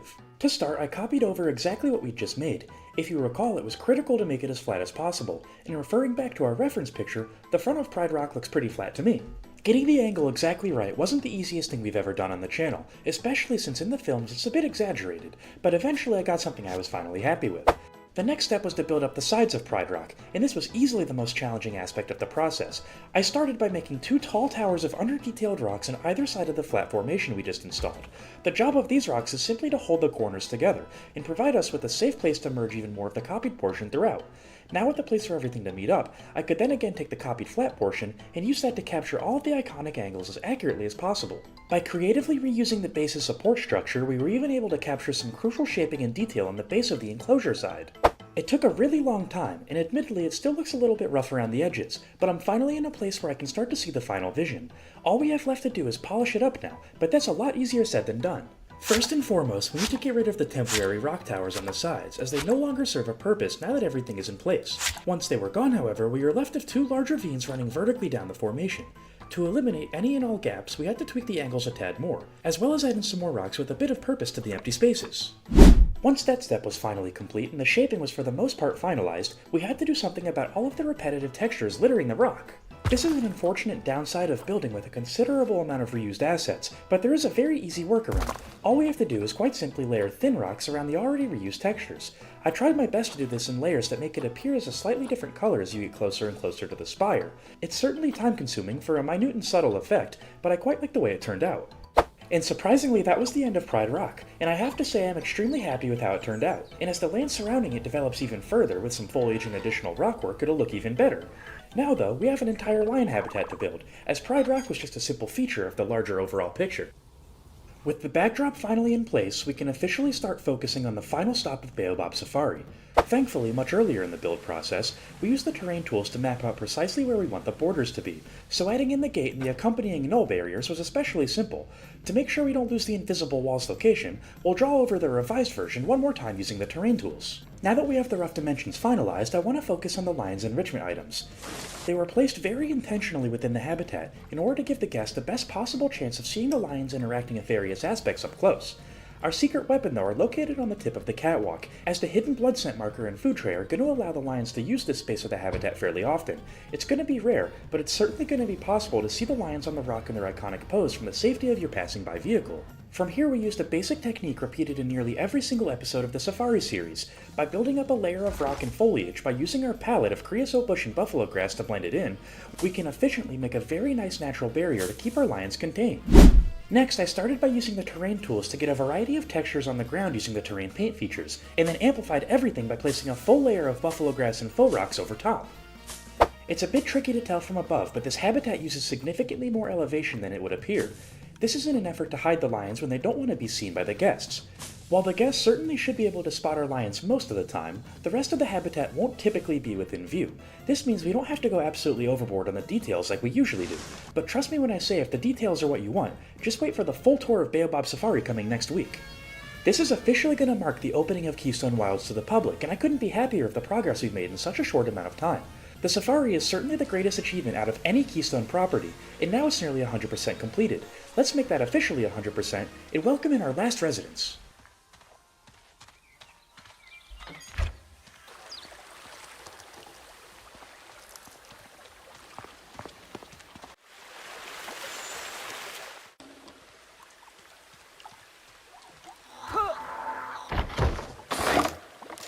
Once our West African lions finally entered their home, a wave of relief swept over the entirety of Keystone Wilds. After so many back-breaking builds, late nights, and countless hours of work, Keystone Wilds is officially in its final stages of opening. We definitely still have final preparations to make before the gates officially open to the public, but for now, let's meet the newest members of the family. Our Pride of Lions may only have 2 members, but they seem to greatly enjoy their new home so far. As usual, if you have any name suggestions, feel free to leave them in the comments below. Just know I won't be able to fit 30 different Simba comments on screen. Our lions were certainly a bit hesitant to explore their habitat, especially the Pride Rock portion, which typically would have been a bit disappointing. However, our patience was eventually rewarded. After our head keeper led the way, the Pride, who we soon realized, just like many cats, were food motivated, quickly followed behind. The 2 lions on their iconic rock is truly among the best sights in all of Keystone Park and Keystone Wilds together. The safari guests are going to be in awe at the spectacle. As per our initial observations, just like in the films, it appears that the male enjoys the vantage point a fair bit more. Our lioness much prefers to explore the main portions of the habitat, and is especially fond of all of the enrichment items scattered about. Thanks to our prior planning, we got the height of the habitat exactly correct. From the elevated position of the safari vehicles, the lion are going to be in perfect view. Lion typically spend a majority of the day resting, however the desire to hunt sometimes is still present. Knowing this, our keepers have been preparing food for the Pride using our zebra piñatas to simulate their natural predator-prey relationship. This is one of many examples of a way Keystone Wilds can stimulate the minds of our animals. The duo certainly seems to enjoy it, but let's see what it looks like from the guest perspective. Of course, that's going to be one of the most important angles we can possibly get in the entire reserve. After rounding the final stretch of Packaderm Pass, you're immediately greeted with the silhouette of the Pride Rock. It's a bit difficult to tell, but it looks like we actually got incredibly lucky, and our male lion is currently on top of the rock as we speak. The sheer scale of this build is rather impressive compared to anything that we've built before, and that doesn't even include the giant baobab tree that we're about to loop around. We're certainly going to have to do a lot of foliage work off screen to hide Pride Rock from the rest of the safari. We want this to be a surprise for guests at the very end. Before the official tour, again coming up next week, we're also going to be eliminating all open grasslands like you see right ahead of us. This is completely against Keystone Wilds quality. We want this to be absolutely immersive, so we're going to be hiding that before the final product. If I was a safari rider, personally I'd want to see the lions come on Pride Rock here. This is as close as you're going to get to them, and you're on the loop for a fair bit of time, probably about 20 to 30 seconds total. If you could somehow time a safari ride with the feeding times of one of the lions, that view would be absolutely spectacular, and with some luck you might even hear them roar. But unfortunately, as you can see off in the distance, that is the back of the Mountain Pass station, which means after this final loop, Baobab Safari is officially concluded, but let me know what you guys think about it in the comments below. This mini-series has been incredibly difficult, but also incredibly rewarding. It was my first time trying a project of this scale, and I think we knocked it out of the park, and I'd love to hear your thoughts. Unfortunately though, as we round the final corner of Baobab Safari, I think that's all the time we have left for today's episode. I'll catch you next week at the official tour of Baobab Safari. It's going to be an epic video, so be sure to stick around. Don't forget to like and subscribe. Kingpin out.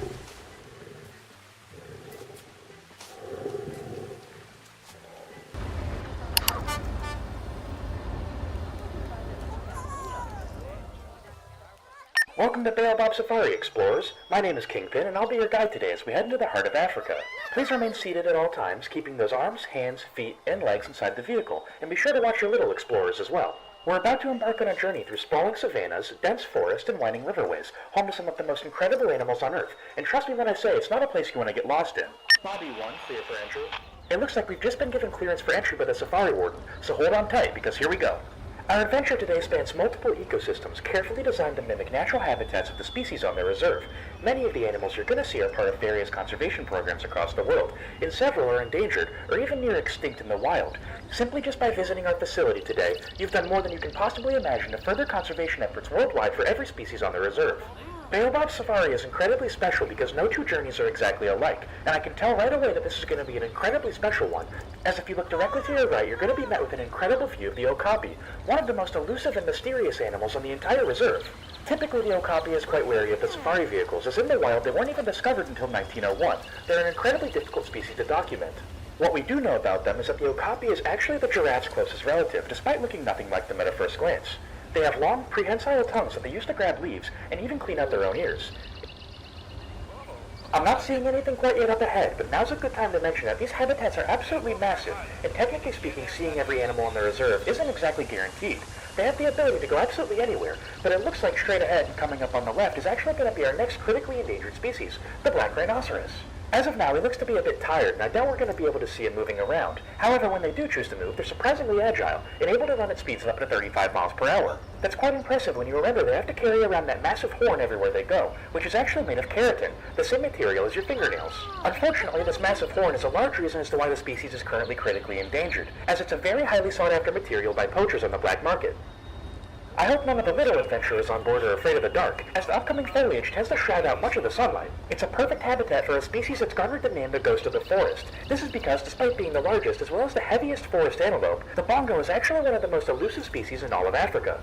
Straight ahead and coming up on the left, we're going to be able to spot 3 members of the family, including 2 females and a sole male. While both the male and female have horns, the males are significantly larger. They can also be incredibly protective of their mates. There's absolutely no reason to panic. A bongo couldn't damage his vehicle if he wanted to, but if you look to the left, we'll actually notice his pregnant mate hiding in the undergrowth. He's simply being defensive. Baobab Safari was designed to be as unintrusive as possible, and the animals can cross over the tracks at any point in time. Believe me when I say, this has happened before. Thankfully, since we were calm and showed no signs of aggression or harm towards his pregnant mate, the male bongo decided to leave us alone and explore a different section of the habitat. That seems like an excellent idea, and I think we can follow suit. And as you can probably notice, it's getting a little bit brighter, and we seem to be going uphill. Typically, when the average person thinks about Africa, they think of a dry and arid environment, and this for the most part can be true. However, there are also ecosystems where water plays an absolutely vital role. This is especially true for the pink-backed pelican, and you can spot a flock if you look to the right. We'll certainly get a closer look at them later, as they're a very interesting species, and the first of 3 avian found in Baobab Reserve. If you look to your left, you'll be able to spot a pod of hippopotamus, including a juvenile taking a nap on a nearby island. There are actually 2 hippo calves in this habitat. However, seeing both can be rather difficult, as they're so small compared to the adults. Looking back over to the right side of the vehicle, we'll get a much better view of the pink-backed pelicans. Their cooperative hunting style is a marvel to watch, as they herd fish into tight groups and hunt in flocks. Just like we mentioned before, water is a critical component to the hippopotamus's ecosystem, as well as the pink-backed pelican. Hippos spend most of their day submerged to stay cool, but don't let their lazy appearance fool you. They're incredibly territorial animals, and one of the most dangerous species in all of Baobab Reserve. At night, they graze on land and can walk several miles in search of food. And a fun fact, their sweat actually acts as a natural sunscreen, giving them that iconic pinkish glow. While many species like the hippopotamus use the water to sustain themselves and help stay cool in the hotter months, some species like the Nile crocodile, who you'll be able to observe if you look over to the left, actually use it to hide and hunt. The Nile crocodile can completely submerge itself in the water, leaving only its nose and eyes above the surface, meaning it can both breathe and see you while staying completely hidden. This very simple playbook makes them one of the most effective ambush hunters on the planet. Fossilized remains of Nile crocodiles have been found dating back to nearly 7 million years, so they've clearly been successful for quite a long time. As we leave the riverbanks and head into the more open country, take a look at the distinctive silhouettes dotting the landscape. These are known as acacia trees, some of the most important plants in the African savanna. Their umbrella-like shaped canopies provide shade for countless animals, and their nutritious leaves are a favorite of many herbivores on the reserve. But don't let these delicate leaves fool you. Acacias can actually protect themselves with very long thorns and often rely on insects living within their branches to help ward off hungry browsers. These trees, just like many species on the reserve, play a crucial role in shaping the entire ecosystem, creating gathering spots for grazers, browsers, and even predators who wait in the shade. And speaking of animals who love acacias, if you look straight ahead, you may just be able to spot a reticulated giraffe. Their beautifully patterned coat not only helps them camouflage, but also regulates body heat. While looking off into the distance, you may spot some smaller shapes darting between patches of shade. Straight ahead and now running to the right of the vehicle is the sable antelope, known for its sweeping horns and confident stance. Sable herds are matriarchal, led by a dominant female who guides group to watering holes and grazing areas. If you look in between the silhouettes of two of the larger acacia trees on Baobab Reserve, it looks like we can see even more of the reticulated giraffe. If you look very closely, you'll also manage to spot a springbok, the national animal of South Africa. These peculiar species can launch themselves 6 feet up in the air in a single jump. It's a display of fitness and communication. If you look down and to your left, you'll spot the African painted dog, known for their molded coats and massive ears. These dogs hunt with an incredible coordinated teamwork and a very high hunting success rate, even toppling that of the mighty lion. If you look to your right, it looks like we're going to get an excellent view of a plain zebra. Each zebra on Earth has a unique stripe pattern, much like a human fingerprint. Their stripes may help confuse predators, regulate temperature, or even repel biting flies. Zebra are actually much more closely related to the donkey instead of the horse, as to why you've probably never seen footage of somebody riding a zebra. They're incredibly stubborn animals and can be rather dangerous. Also visiting the watering hole, we'll get another excellent look at the sable antelope. Notice their horns. They're significantly larger than anything else that's present on the reserve, except for a much larger species we'll see in due time. If you look on top of the hill onto your left, we'll get an excellent view of a reticulated giraffe. This female, however, seemingly is done grazing for the day, as she sits down for a nice rest. They spend all day standing, and truly can get tired. If you'll take a quick look to your right, we'll get an even closer view of the springbok, and from this angle, you can see just how small they actually are compared to the rest of the species on the African savanna. And significantly smaller than the blue wildebeest, who we'll get to see running if you look straight ahead. The blue wildebeest is famous for their massive migrations across the Serengeti. These animals are endurance athletes of the savanna, capable of traveling hundreds and hundreds of miles in search for fresh grasses. As you can likely tell, the African savanna is the largest section of Baobab Safari by a significant margin. This goes on for acres and acres, giving the animals on site plenty of grass to graze on. Every species in the African savanna has the clear capability and capacity to walk directly across the tracks. It's not uncommon to be stopped by a herd of giraffe. It looks like they were just fed by staff on site, so they're not going to be much of a bother today. You can get a clear view of them on the right. However, the blue wildebeest directly in front of us seems to want to slow down our tour just by a little bit. However, he doesn't necessarily seem interested. He must have just found some fresh grass to graze on. Unfortunately, it doesn't look like we were able to spot any of our Thompson gazelle today, one of the fastest antelopes on Earth, who can actually reach speeds of over 50 miles per hour. If they were running full speed, I'm pretty sure one of us would have spotted them. But what I do spot is a fallen tree on our left, and there's only one species on the reserve who can possibly put out that much power. Before we find them, and as we head into the next section, take a moment to notice how the entire landscape begins to shift around us. The open savanna slowly closes into a more dense woodland, and the air cools beneath a thicker canopy, and the sounds of the plains fade into the rustling chatter of the forest. These transitional zones, where one biome blends into another, are some of the most biodiverse places on Earth. Animals travel through them for food, shelter, and safety, creating a constant flow of life in between the habitats. Here at Keystone Wilds, these spaces are just as important as the habitats themselves. They allow the animals to behave naturally, choose where they want to explore, and interact with the environment on their own terms. If you listen closely, you might even hear some of the forest residents before you actually spot them. And speaking of the residents, there's one species here that brings more color to the forest than the trees themselves. Those would be our mandrills. The males have incredibly vibrant faces and rear ends, which get even brighter when they're excited. They're actually the largest species of monkey in the entire world, and live in massive social groups. You'll be able to spot 3 here at Baobab Safari. If you look straight ahead and slightly to the left, you'll notice the towering baobab tree. often called the Tree of Life. This is exactly where Baobab Safari gets its name from, as these ancient icons can store thousands of gallons of water in their massive trunks, allowing them to survive months of drought. Their bark heals quickly from damage, their flowers attract a wide range of pollinators, and their fallen fruit feeds countless of animals across the entire savanna. They truly are a keystone species. Continuing to look straight ahead, you'll notice a massive herd of African elephants, and it looks like we're going to get an incredible view of all four of them. These are the largest land animals on the planet, with very strong family bonds and remarkable intelligence. Elephants use their trunks for nearly everything, from drinking, to eating, to dust bathing, and even greeting other family members, as you can probably hear them doing now. Despite being the largest land animal on Earth, they actually have a very real fear of bees, which, as you can likely notice, we have simulated hives up on the borders of their habitat. This keeps our guests safe, as well as the elephants safe, since this is a species that you don't want to meet face to face. They're so incredibly powerful and strong, they have the ability to completely uproot a tree to get the nutritious leaves on top. They also frequently rub their tusks on rock, as you can likely see by the residue left behind on the mud walls to your left and right. African elephants truly are spectacular animals and can completely change an ecosystem to their will. A surprisingly little known fact about the African elephant, as well as any species of elephant for that matter, is that they're actually capable swimmers. They have a surprisingly large pool here at Keystone Wilds, although unfortunately it doesn't look like we're going to get to see any of them using it today. If you can look past the acacia tree on the left side of the vehicle, it looks like we can spot an elephant feeding off in the distance. Transitioning from the largest animal on the reserve all the way over to the smallest, the greater flamingo is an incredibly interesting species as well. When born, as you can tell by one of our juveniles, they're actually a pale white. However, they get their iconic pink hue over time due to their diet of shrimp and algae. As you can probably guess by the name greater flamingo, there are in fact lesser flamingo. However, the reason the greater flamingo are named this is that they're actually the tallest of all subspecies of flamingo on Earth. Continuing to look past the flamingo on the left side of the vehicle, it does look like we're going to get a glimpse of the elephants enjoying their pool. As mentioned before, it's completely impossible and improbable to see everything that we have on Baobab Safari on one tour, so you're more than welcome to ride again after we get back to the station. Up ahead in the grasslands is a southern white rhinoceros, and if you look to the right, you'll actually see a common ostrich with them. White rhinoceros are grazers and often found in small groups, and can enjoy a variety of different habitats, which is precisely why one of each is present on either side of the tracks. They also have rather poor eyesight, but an endless amount of curiosity, so it's not uncommon for them to get incredibly close, but as a reminder, please try to keep your hands and arms inside the vehicle at all times. Don't forget to keep an eye out for the rest of the flock of common ostrich as well. They're actually the world's largest bird. They can't fly at all, they're completely flightless, but they can sprint at over 40 miles per hour, making them the fastest animal on two legs. You can easily tell the difference between a male and female ostrich by the plumage on the rear ends. Males have a completely white back, as you can tell by Axel, the ostrich that happens to be right in front of us blocking our path. As we continue to move on, keep your close eye on the left side, as there's someone here who specializes in disappearing.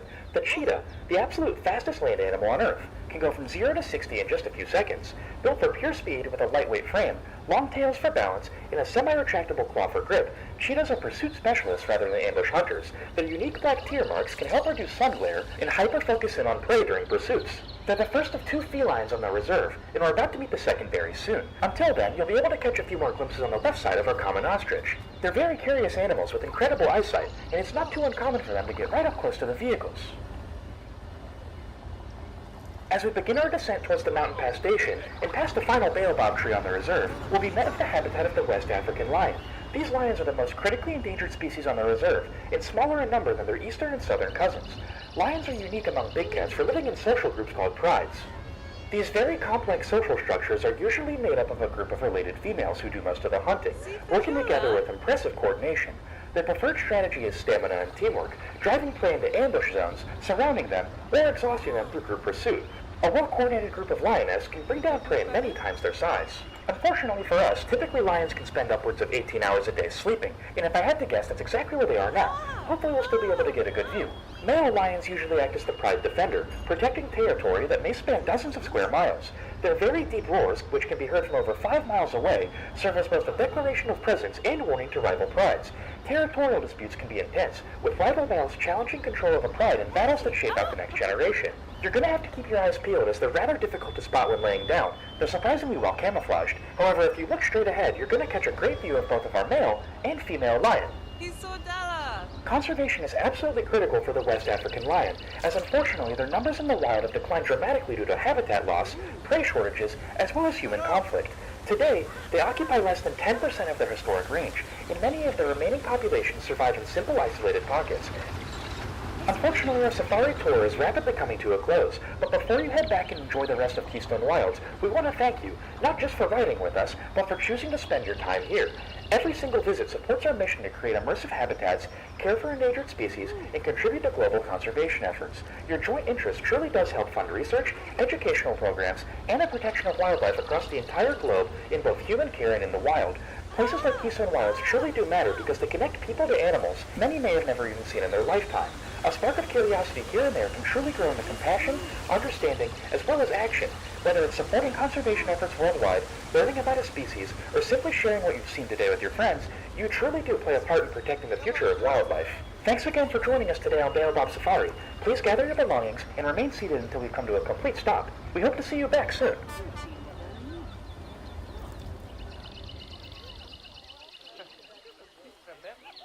As you exit to the right of the vehicle, you'll be able to purchase custom pictures taken directly on the safari we just embarked on. Every tour on Baobab Safari is 100% unique and can never be replicated, so if you want to commemorate this moment forever, feel free to make a purchase. Don't forget to like and subscribe either, and keep your eye out for the Asian expansion coming very soon.